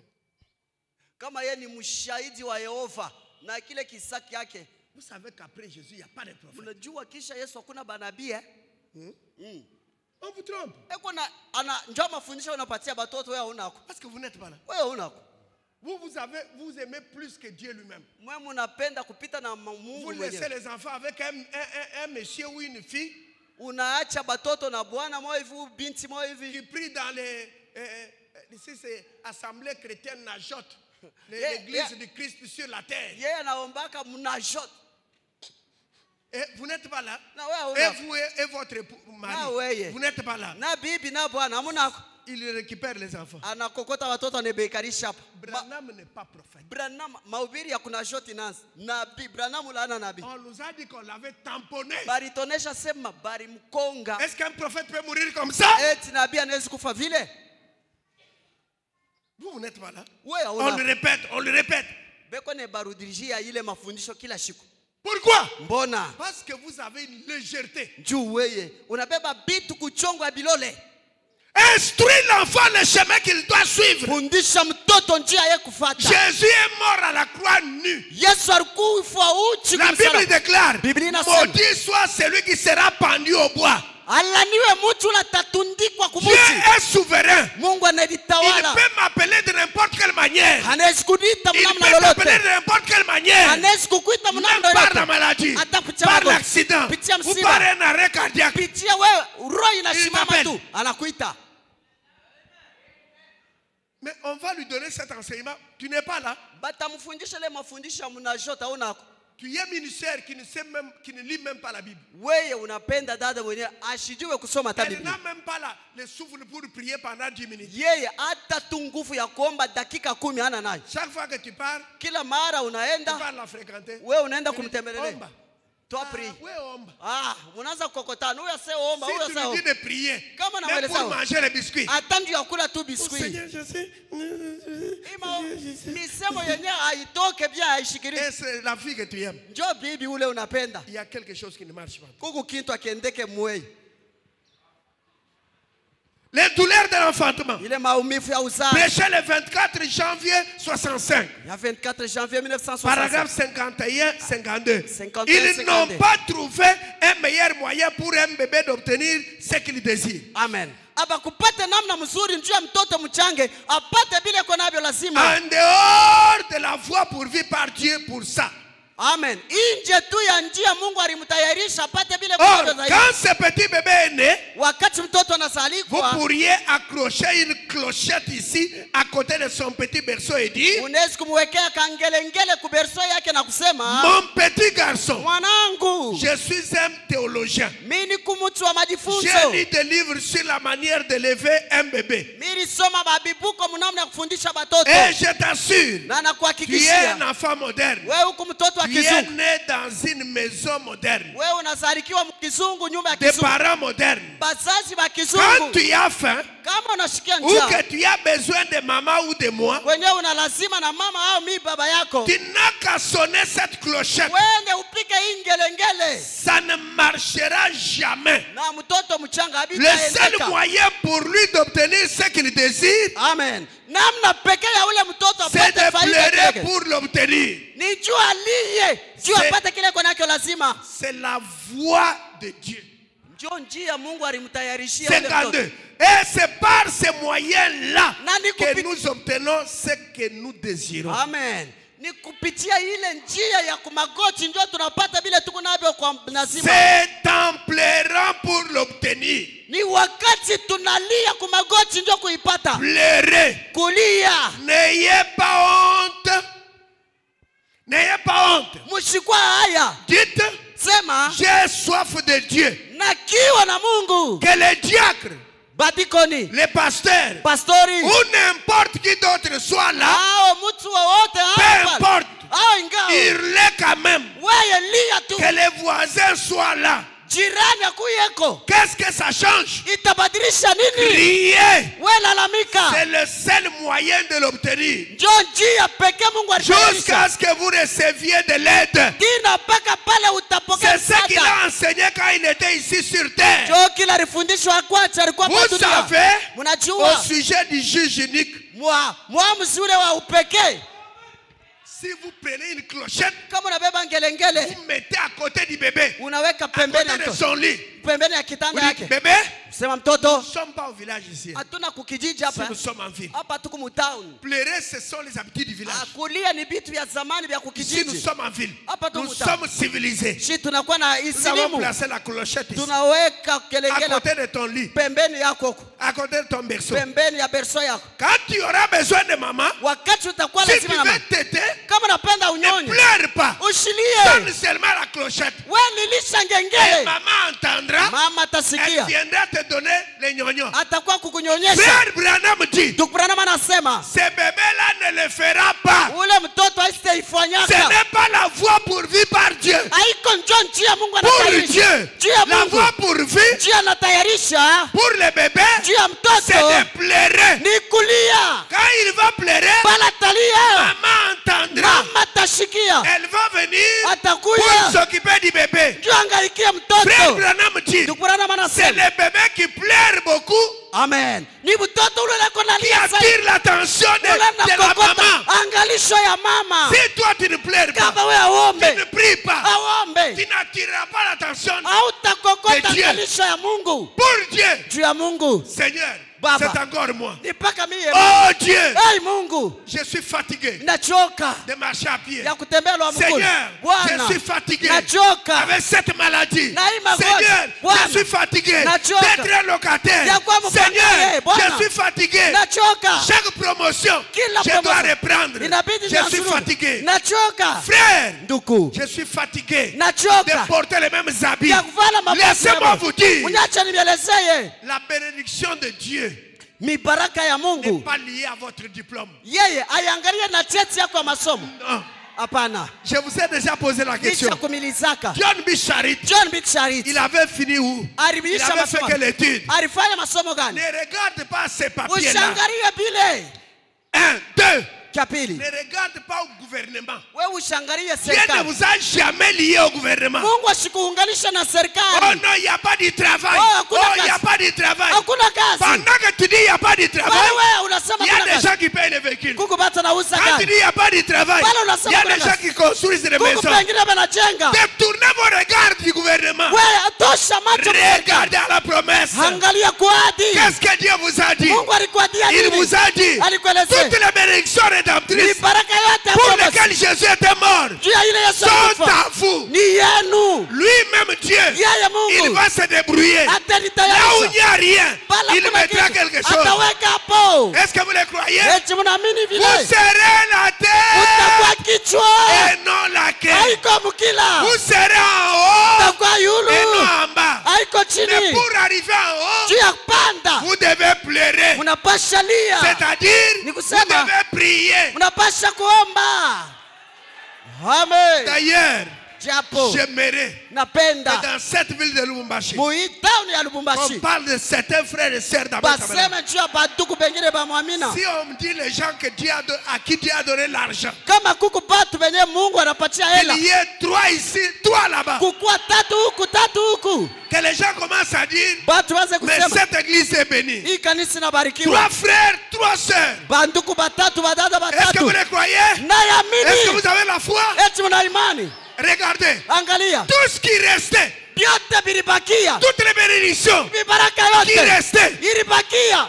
tout ce qui restait Vyote vile pour vilibakia. l'épouse, Juu ya bibi harusi. Seigneur Jésus, Bwana Yesu. il y a quelque chose. Kuna kitu moya. Toi, Wewe. il y a des bénédictions Huku mibaraka. que tu avais préparées Yenye pour utayarisha. amener ta Juu ya ménage. mina maskani. Seigneur, Bwana. je te dis, Nakueleze. pardonne leurs erreurs, Wewe samee pardonne makosa. leurs fautes, Samee makosa. pardonne leurs manquements. Samee makosa. Tu es Dieu. Wewe uko Mungu. Maintenant, Sasa. tu es venu dans la nuée de gloire Uniseme Mungu. pour bénir ce peuple. Juu ya kubariki taifa. Seigneur, Bwana. nous construisons. Tuku na yenga. Il faut que ce peuple Inabidi voie taifa. ta main. Ione mkono wako. Seigneur, Bwana. j'aimerais que Napenda. les gens voient Batu que waone. le Dieu qui était là-bas, Mungu alikuwa qui kule. était en Amérique, Mungu alikuwa kwa il Amerika. est ici. Yupo. Frère, Ndugu. oubliez les problèmes du gouvernement. Musabu mambo Oubliez sasa. les diplômes. Musabe Vous machesa. êtes avec moi? Eti mnanisikia? Vous êtes avec moi? Munanifuata.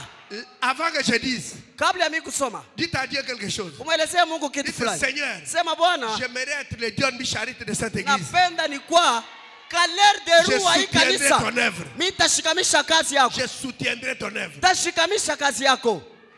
Il y a des gens ici. Eti kuko batu hapa. Est-ce que vous avez dit à Dieu? Eti mnamwelezea Est-ce que Mungu. vous êtes sincère? Eti Mungu na Au moyo. nom de Jésus-Christ. Jina la Yesu Kristo. Frère Branham dit, Ndugu Branham anasema. si votre pasteur, Kama pastor il wewe. est à la chair, Eko kwa il milima. est Yeye ni l'ange pour malaika. l'église locale. Juu ya hii kanisa En tant pale. qu'ange Sawa vile de cette malaika. assemblée, Kwa hii kanisa. j'ouvre le ciel, Nafungula j'ouvre mbingu. les barrières, Nafungula vifungo. toutes les portes. Ila Au milango. nom de Jésus-Christ, Jina la Yesu. j'ouvre les portes. Ifungulike. Soyez bénis. Mubarikiwe. Je demande 3 frères ici, Naomba banduku 3 tatu. sœurs ici, Badada tatu. qu'ils soient bénis, Seigneur, Babarikiwe Bwana. et que les autres Na pengine puissent être bénis à babarikiwe. partir de ces 3 frères et 3 Tokea sœurs. hapa batu sita. Est-ce qu'il y a 3 sœurs ici? Ekuku badada Est-ce hapa qu'il y a tatu. 3 frères ici? Eti kuku banduku tatu. Soyez bénis. Mubarikiwe. Amen. Angaria, Regardez. mettez-vous. Muikale. Mettez-vous. Muikale. Maintenant, Sasa ne raisonnez pas. mshiwaze. J'ai dit ça. Vous avez dit Amen, non? Mimi nasema mnasema amina. Quand j'ai dit, Pale nasema. recevez les jumeaux. Mwe mupokelee Recevez le bakundu. jumelle. Mupokelee wa On a kundu. combien de chambres ici? Tuko na bashambu na On a bamambu combien de bangapi? membres ici? Tuna bamambu bangapi? Dieu, c'est dans la simplicité. Mungu ni munyenyekevu. Dès ce soir, Tangia hichoni. dites, moi, je suis millionnaire. Sema mimi nabarikiwa. Et même si vous allez vous dormir affamé, croyez déjà. Hata kama unalala na njala, amina mpaka vile. Un absolu. Tegemeo Prêchez le 4 mars 63. ya muile tarehe. Paragraphe 122. Attachez-vous à ça. Amen. Mujambatanishe Restez là et priez. mubakie pale Il na ne mwamba. s'agit pas simplement de s'agenouiller. Ana mambo tu ya mtwange magoti. Et oh Dieu, Na oh Mungu. délivre les pauvres petits. Oh bariki haba watoto wa yatima. Renvoie-les à la maison. Wewe ubarudishe kunyumba. Nous aimerions tous ça. Tunapendelea Mais kashibo tebe. restons là.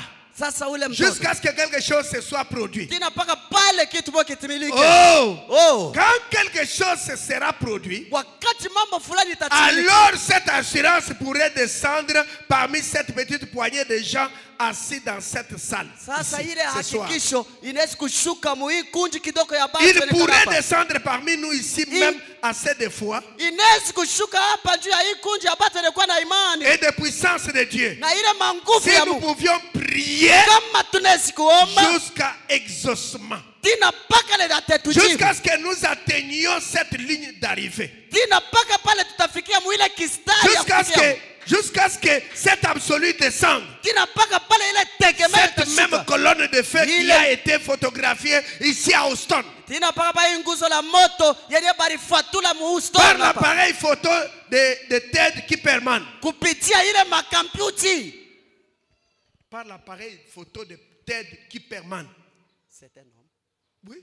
Tu ne connais pas Ted Kieferman? C'est lui qui a photographié la colonne de feu. Il y a 12 ans, il est ici ce soir, tout aussi grand qu'il l'était à ce moment-là, pour délivrer ces garçons, pourvu que nous les croyons, parce qu'il est le même hier, aujourd'hui et éternellement. Je les crois de tout mon cœur. C'est pourquoi je suis ici pour offrir ma prière avec vous tous, afin que Dieu épargne leur vie. Alors, si vous pouviez prier jusqu'à exaucement, jusqu'à ce que vous receviez une réponse, que vous receviez l'assurance, comme Washington l'avait, comme Jean-Marc l'avait, comme Daniel l'avait, comme Moïse l'avait, jusqu'à ce que vous ayez un absolu, quelque chose auquel vous savez que vous pouvez vous ancrer. Alors, sur cet absolu, je bâtirai mon église. Et tous les tribunaux du pays ne peuvent pas s'y opposer. C'est vrai. Frère Branham dit, quand vous voulez prier, priez jusqu'à exaucement. Quand vous priez, oubliez les autres choses. Frère, si vous quittez la terre pauvre, c'est vous qui êtes à la base. Dieu a déjà tout donné. Frère Branham dit, Dieu a érigé une table. Une longue table ici. Il a mis le chèque ici. Et quel chèque? Chèque blanc. En bas du chèque, c'est écrit le nom de Jésus. Signature, nom de Jésus. Vous n'avez qu'à prendre. Vous remplissez vous-même. Vous voulez combien? Vous avez tellement entendu ça que ça devient une habitude. Écoutez, si vous mourrez pauvre, c'est vous qui êtes à la base. Frère Branham dit, entre le sang de Jésus et vous, vous êtes plus important que le sang de Jésus. Il a versé le sang pour vous avoir, vous. Entre le sang et vous, c'est vous qui avez de la valeur. Maintenant, c'est parce que vous acceptez vos conditions. Mais si vous dites, moi là, quand je regarde parfois Edo ici,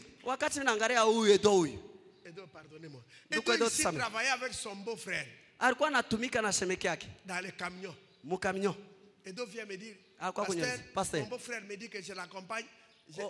Edo ici, il était derrière le camion. Et aujourd'hui,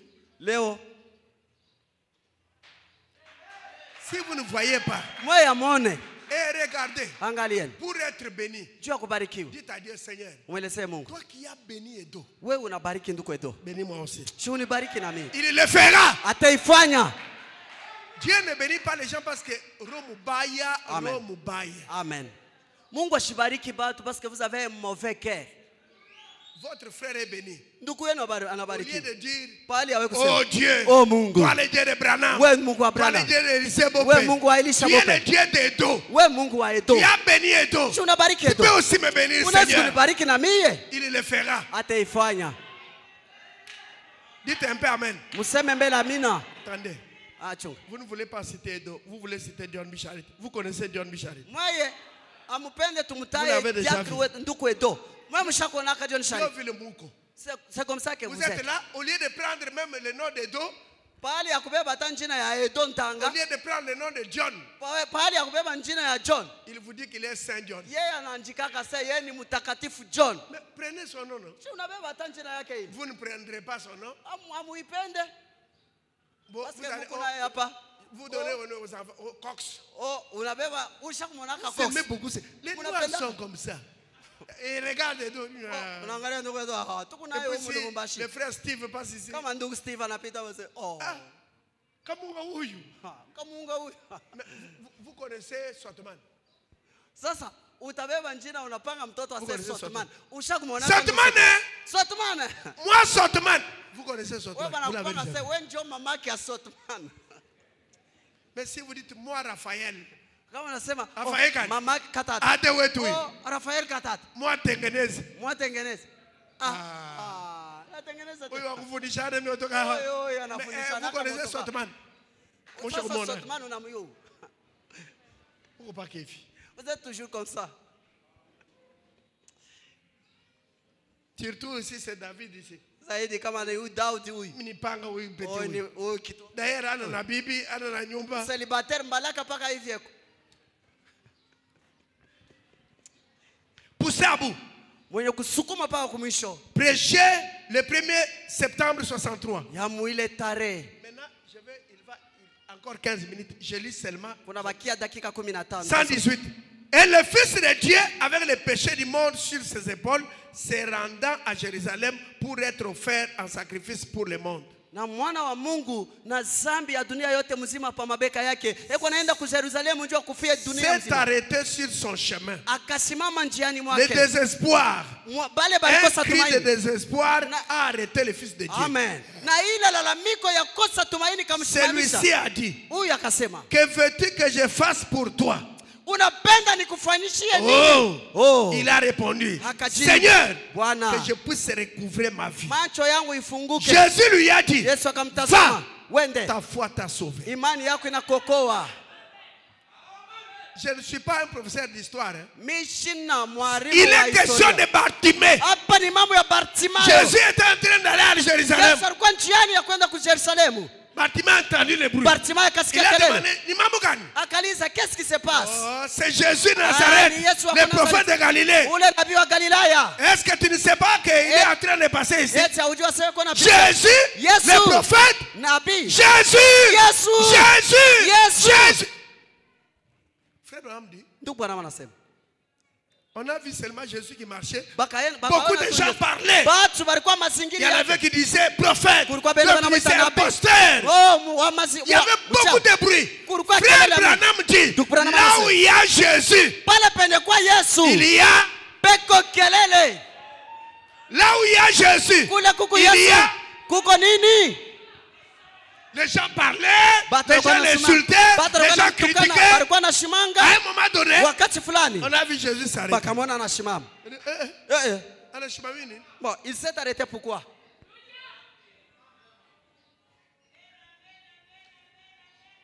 Amenez-le ici. Il a demandé qu'on amène Bartimée. Frère Branham dit, ce n'était pas le cri de Bartimée qui avait arrêté Jésus. Amen. Parce qu'autour de Jésus, il y avait beaucoup de bruit. C'était la foi de Bartimée. La foi ne connaît pas la distance. Même si tu as un parent qui est malade, il est là-bas, à l'Équateur. Si tu as la foi, l'ange du Seigneur sortira ici, ira là-bas pour le toucher. Pour le toucher, afin qu'il soit guéri. Oui, c'est la foi de Bartimée qui arrêta Jésus. Est-ce que vous dites Amen? Mais quand Bartimée est arrivé devant Jésus, Jésus l'a regardé. Que veux-tu que je fasse pour toi? Lui, Jésus savait que Bartimée était aveugle. Mais il voulait que Bartimée lui-même parle. Il veut que toi-même tu parles. Il veut que toi-même tu parles. Que veux-tu que je fasse pour toi? Bartimée dit que je recouvre la vie. Autrefois je voyais et je suis devenu aveugle. Je voudrais recouvrer la vie. Que veux-tu que je fasse pour toi? Il y a des Bartimée ici. Il y a des Bartimée ici. La question t'est posée ce soir. Et Angaria, regarde, acha mambo ya kufa souci. laisse de te faire trop de soucis. Le Seigneur te pose la question. Bwana nakuuliza. L'ange du Seigneur est ici. Malaika yupo. Vous ne voyez pas? L'ange est ici. Malaika yupo. Le Seigneur te pose la question. Bwana nakuuliza. Que veux-tu Unapenda qu'il nini? fasse pour toi? Nikufanyishie nini? Quand on dit que veux-tu que je fasse pour toi, Pale banakuuliza we mkono yuko kurichafu kuna ce n'est wasi. pas la faute de Dieu. Ana kosa ya Mungu. Regardez-moi. Munyangarie. L'ange est ici. Malaika yupo. Que veux-tu Unapenda. que le Seigneur fasse pour toi? Bwana kufanyishie. Il y a un besoin que tu as. Prononce la parole seulement. Sema tu. Pourquoi tu hésites? Wewe njoo kuweza. Prononce la parole. Sema. Reine Esther. Malkia Esther. Que veux-tu? Unapenda nini? Qu'est-ce que tu veux? Unataka nini? On te tracasse là-bas. Hakuna kusumbua. Par les bailleurs. Kwa bayer. Par la bayeresse. Kwa bayeresse. Reine Esther. Malkia Que Esther. veux-tu? Unapenda Quel nini? est ton problème? Hitaji yako ikujie. Est-ce qu'il y a des reines Esther ici? Eti wa Malkia beko. Est-ce qu'il y a des Bartimée ici? Eti wa Bartimai beko. Prononce la parole. Sema tu. Non, moi je ne parle pas encore. Mimi Toi-même prononce la parole. wewe mwenyewe sema. Qu'est-ce que tu veux? Unataka nini? Tu veux quoi? Unapenda nini? Tu veux quoi? Unataka nini? Maman, je leur demande. L'ange est ici. Malaika yuko nebaliza. Unataka Tu nikufanyishie veux nini? quoi? Tu veux quoi? Unapenda Tu n'as nini? pas un problème. Hauna veux na quoi? shida. Et après tu vas sortir, tu vas te plaindre. Na kisha utaanza Tu veux kunitompole. quoi? Unapenda L'ange nini? est là. Malaika Tu veux yuko. quoi? Unataka nini? L'ange est là. Tu veux quoi? Unataka nini? Regardez, tu me regardes. Unaniangalia. Qu'est-ce que tu veux? Unataka Tu nini? n'as pas un besoin? Hauna na hitaji. Prononce la parole. Wewe sema. Et cela va s'accomplir. Na ile itatimilika.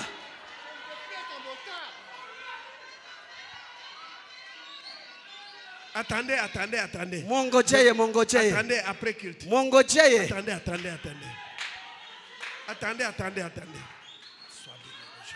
Regardez. Angalia. Je vous dis, ce n'est pas moi qui dois parler. Ana mimi C'est nitasema. vous qui devez parler. Wewe Vous mwenyewe. voulez quoi? Unataka nini? Mais parlez, non? Sema tu. Parlez vous-même. Wewe sema. Dites vous-même. Wewe Vous voulez sema quoi? pekee. Unapenda nini? Diacre, remettez-la. Je n'ai pas encore fini la prédication.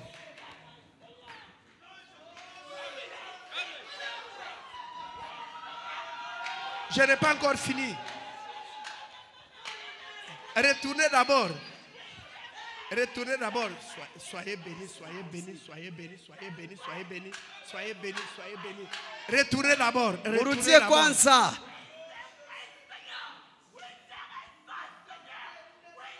J'ai dit que vous puissiez prononcer vous-même la parole. Mwe penye museme.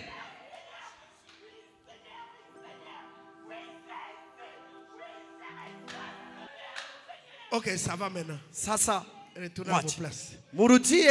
Que Dieu vous accorde le désir de votre Mungu cœur. Au anipatie. nom de Jésus-Christ. Mujina la Yesu.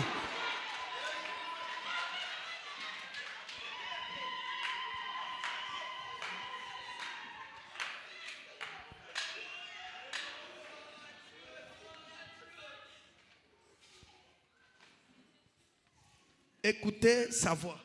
Kusikia sauti yake. On termine maintenant. Écoutez sa voix. Prêchez le 5 octobre 58. Ya muile tare. Écoutez ce que le prophète dit. Musike kile nabii anasema. Paragraphe 58. 58, je monte. 58 Et na on a tellement vu de ça. Et ça dure depuis si longtemps. Tuliona hivi sana na binakawia tellement. Qu'aujourd'hui la parole du Seigneur, Leo hii neno la Bwana c'est quelque chose de rare. inakuwa Quelqu'un haionekani. qui peut venir et dire, Mtu anaweza kuwa na kusema ainsi dit le Seigneur. hivi asema Bwana. Oh, Japo nous avons eu beaucoup d'imitations de ça. tulipata kuika kwa mingi. Satan est vraiment à l'œuvre. Shetani yako Il y mtendo. a bien des années, Kuna miaka les gens avaient peur de dire ça. watu walikuwa naogopa À kusema moins que hivi. ce soit vraiment le Seigneur. Hawa kama iwe tu ya Mais aujourd'hui, lakini leo il s'en fiche carrément. peko naifanya tu. Mais c'est quelque chose de rare Ni kitu kionekana d'entendre la voix du Seigneur kusikia sauti ya et Bwana de trouver une personne qui puisse dire na kupata mtu anaweza le kusema Seigneur m'a parlé. Bwana anazungumza na C'est mimi. ce qu'on remarque parmi les gens. Na Yesu yuko anatenda On sasa. n'entend pratiquement plus Hatubishikia à un tena. moment donné Wakati fulani quelqu'un qui dira mtu le atasema Seigneur m'a parlé. Bwana anazungumza na mimi. Alors, Hivi 59.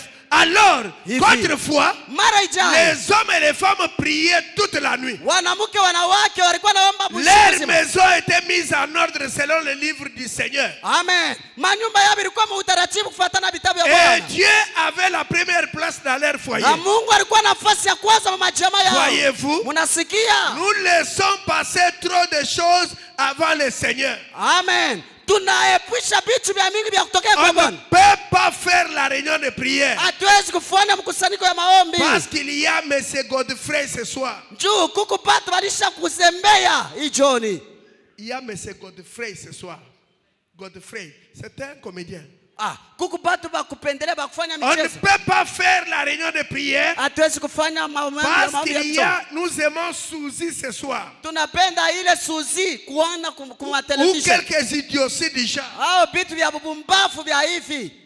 qui nous prend notre temps. Ile tubeba wakati yetu. Alors nous n'avons pas le temps d'écouter la voix du Seigneur. Hili hatuna na wakati ya kusikia Et sauti ya ceux Bwana. qui prétendent être chrétiens, Na pale beko najiwazia sema ni ils se Bakristo. contentent de s'agenouiller, Beko nafurahikia kutwanga tu magoti. de faire une petite prière comme ceci. Banafanya kambaombi mifupi Une sana. petite prière maison. Kamaombi kale tunaitaka prière fait maison. Comme, Sawa vile? Seigneur, Bwana, bénis-moi unibariki. et bénis ma famille. Na bariki jamaa Et yangu. prends soin de nous. Utuangaikie. Bonne nuit. Oh, busiku njema. Et le lendemain matin, Na kesho yake ils se asubuhi. lèvent et disent, Banalamuka na banasema. guide-nous Utongoze. tout au long de la journée. Kadiri ya hii siku journée. mzima.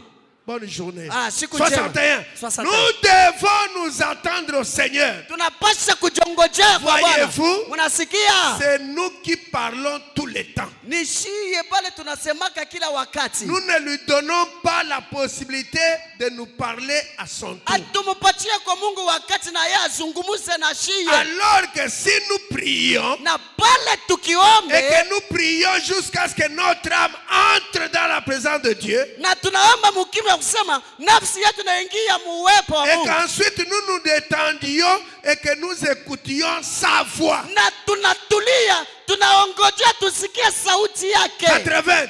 Mais écoutez sa petite voix tranquille. Ushikie sauti yake mukimya. Vous tous Nyinyi wote qui faites profession d'être chrétiens, benye kukira sema muba Kristo, tranquillisez-vous devant lui. mutulie mbele yake. Ne laissez pas la lessive vous faire obstacle. Wewe ushache kufula mangugu Ne kuzuize. laissez pas le travail vous faire obstacle. Ushache kazi yake Ne kuzuie. laissez rien vous faire obstacle. Ushache kitu chochote Ne kikuzuie. dites à personne ce que vous faites. Usheleze mtu mapo yako ya kufanya. Approchez-vous simplement de lui. We sogea kwake. Allez quelque part dans les bois. Wende fasi moya mpori. Rangez-vous au bord de la route.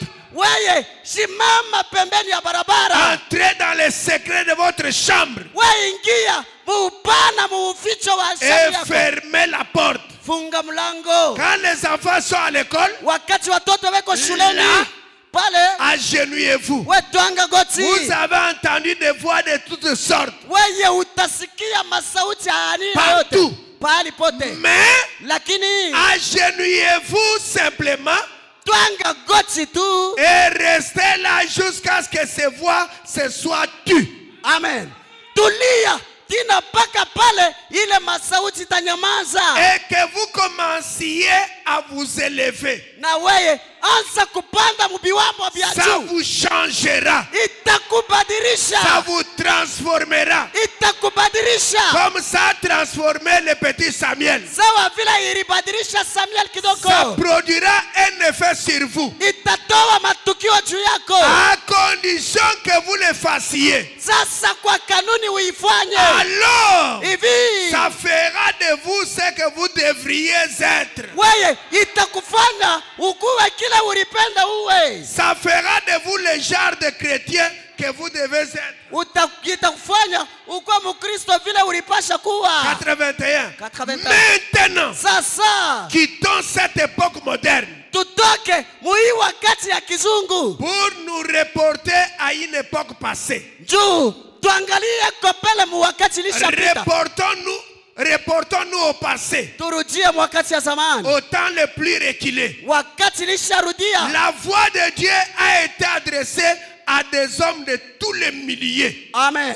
Masauti ya Mungu ilielekea kubatu bote mafasi zote Dans tous les âges. mu mabizazi Que byote. vous soyez cultivateurs, Ukwe mulimai, que vous soyez cordonniers, ukwe wa mfanyaji wa quoi viatu, que vous soyez, chochote wiko, Dieu parle encore. Mungu anasema tena. Dieu parle encore. Mungu ingala anasema Que vous soyez un pécheur, wewe ukwe mulobaji, que vous soyez une prostituée, uwe kahaba une impudique, awe que vous msharati, soyez un ivrogne, ukwe mulevi, que vous soyez un membre d'une église locale, ukwe mwanamemba wa kanisa ya un palukia, membre de nom, wewe mwanamemba tu wa njina, quoi que vous soyez, chochote wiko, la voix de Dieu attend toujours de pouvoir vous parler. sauti ya Mungu inaongojaye kuzungumzie. 104. Sae 4. Mais tant que vous vous satisferez des choses du monde, Wakati yote unatosheka na vitu ya dunia, comment est-ce que Dieu pourra jamais vous parler? kisi gani Mungu anaweza kuzungumza na wewe? Vous dites,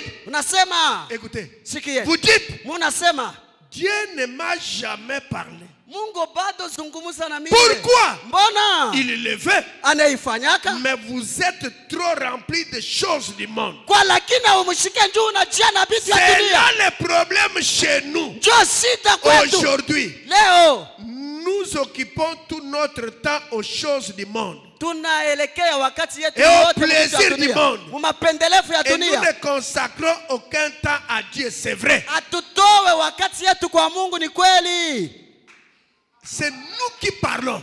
Ni mpaka shie basi. Oh Dieu, Hey, Mungu. bénis-moi Seigneur, Unibariki Bwana. guéris-moi Seigneur. Unibariki. Oh Dieu, Hey, Mungu. regarde Seigneur. Angalia. Oh Dieu, c'est bien. Ni mzuri. Mais après avoir prié, Kisha nous kuomba ne nous laissons pas le temps de nous parler. atumwachie wakati azungumza na siye. Quand vous priez, Wakati vous naomba devez écouter sa voix. unapasha sikia sauti yake. Inclinons nos têtes. Tuinamishe bichwa, Fermons nos yeux. tufunge macho.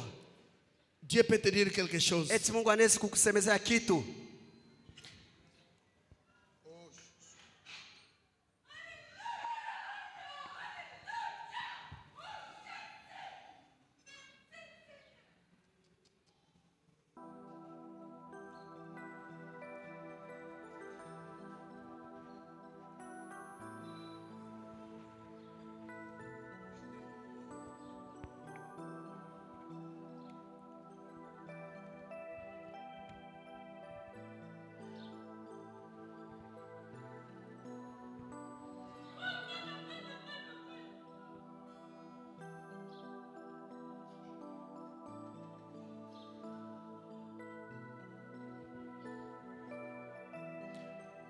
Précieux Maître,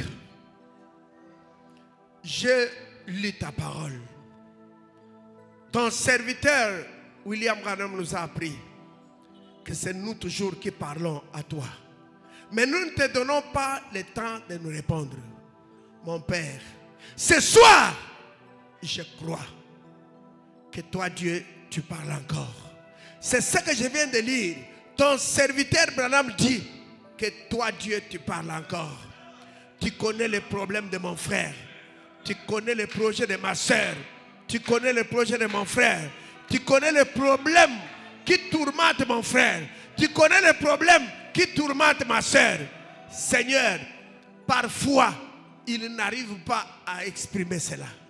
Mais ce soir, en tant que ton serviteur, j'ai lu ta parole. Tu n'es pas un Dieu muet. Seigneur, s'il y a quelque chose que tu veux dire, descends, parle à mon frère, parle à ma soeur, même dans leur cœur. Même si tu ne parles pas ici, même sur leur couche, sur leur lit. Seigneur, même dans les songes, Parle-leur. Ça fait longtemps que ce frère souffre de cette maladie-là. Père, ça fait longtemps que cette sœur est malade. On parle des spécialistes, mais tu es le spécialiste de tous les spécialistes. Docteur Jésus, viens maintenant avec les bistouris, avec toute la pharmacie. Installe, oh Dieu, installe la salle d'opération. Que les anges descendent avec les bistouris, avec, oh Dieu Tout-Puissant, tout le matériel pour opérer la sœur, pour opérer les frères. Seigneur Jésus, montre-leur même dans les songes que l'opération a eu lieu, que tu as enlevé la maladie, que tu as enlevé la maladie, que tu as enlevé la maladie. Cette maladie, Seigneur, qui a empêché la sœur de concevoir, au nom de Jésus, enlève cela. Cette maladie, Seigneur, qui a empêché le frère d'évoluer, il y a un blocage devant le frère. Les portes sont fermées.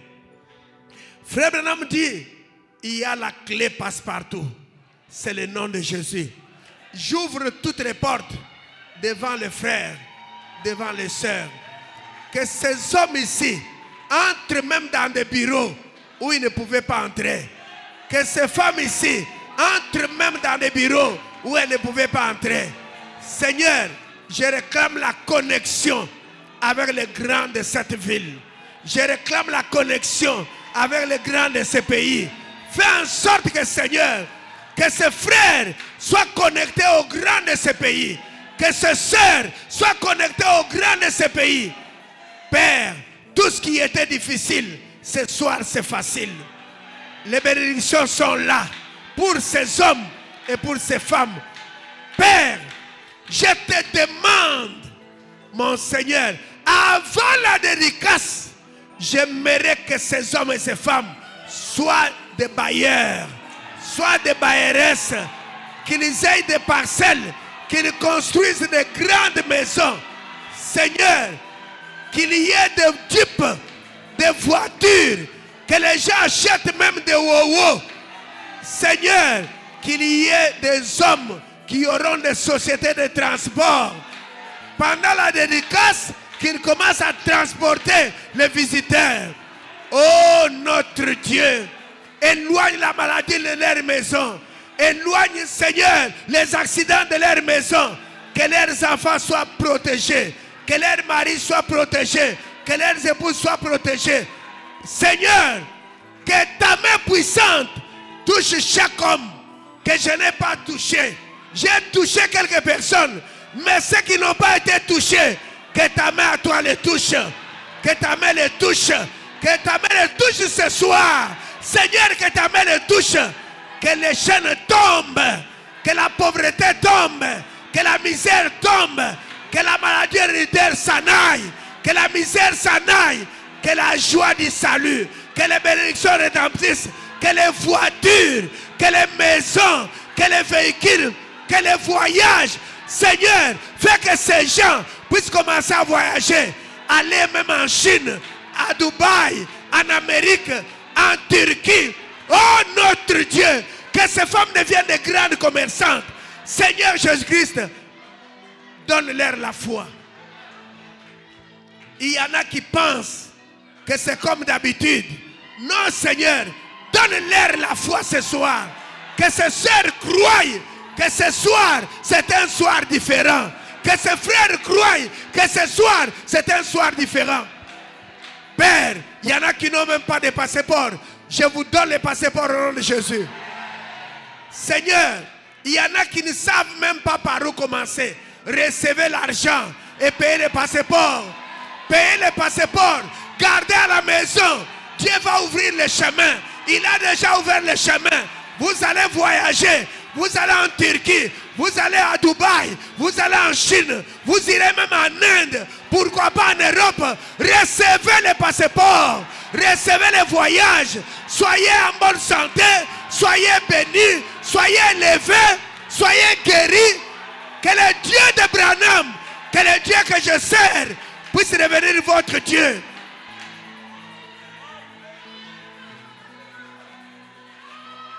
Je crois, Seigneur, je le crois ce soir, que tu as fait de grandes choses. Je le crois ce soir, que chaque famille ait un véhicule. Que chaque famille ait un véhicule. Que les célibataires aient des véhicules.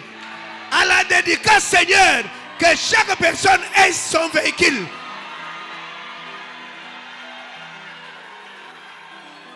Il n'y a pas un autre âge, Seigneur. Celui-ci, c'est le dernier âge. Je crois ce soir que les gens sont bénis. Je crois ce soir que les gens sont élevés. Je crois ce soir que les gens sont guéris. Au nom de Jésus, recevez le Saint-Esprit.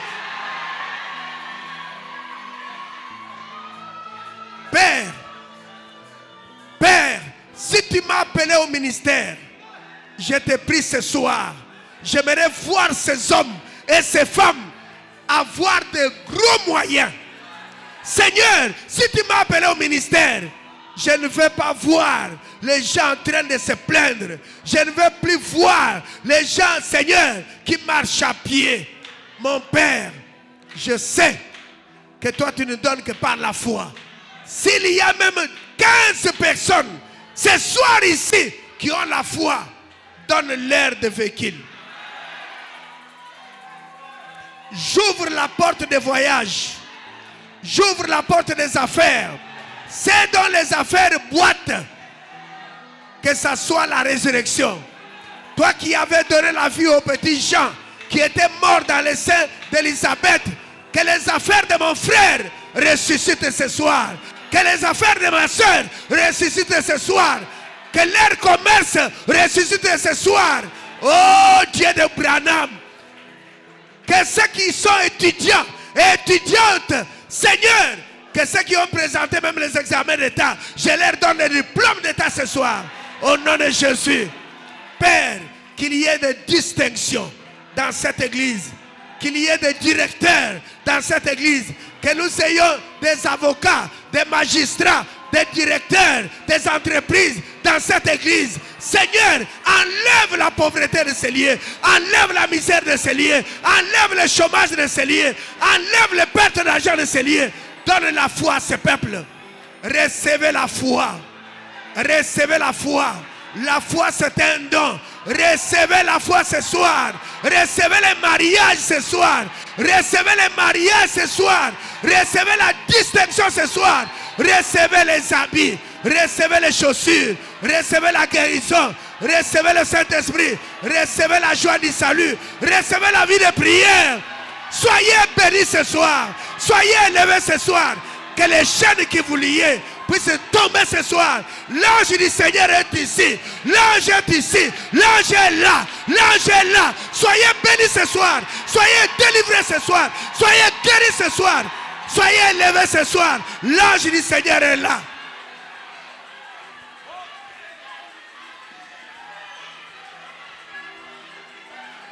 Tenez-vous debout. Simame bwima. Élevez vos mains. Niwe mikono. Dites Seigneur, merci de m'avoir béni. Dans Sema 2 minutes, Bwana, ne asante priez, kulibariki. ne demandez pas. Dieu Usiombe. vous a déjà donné. Remerciez le Seigneur pour la guérison. Umshukuru juu ya Remerciez le matunzo. Seigneur pour les affaires. Umshukuru juu ya biashara. Dites merci seulement à Dieu. Prions le Umupige Seigneur. asante.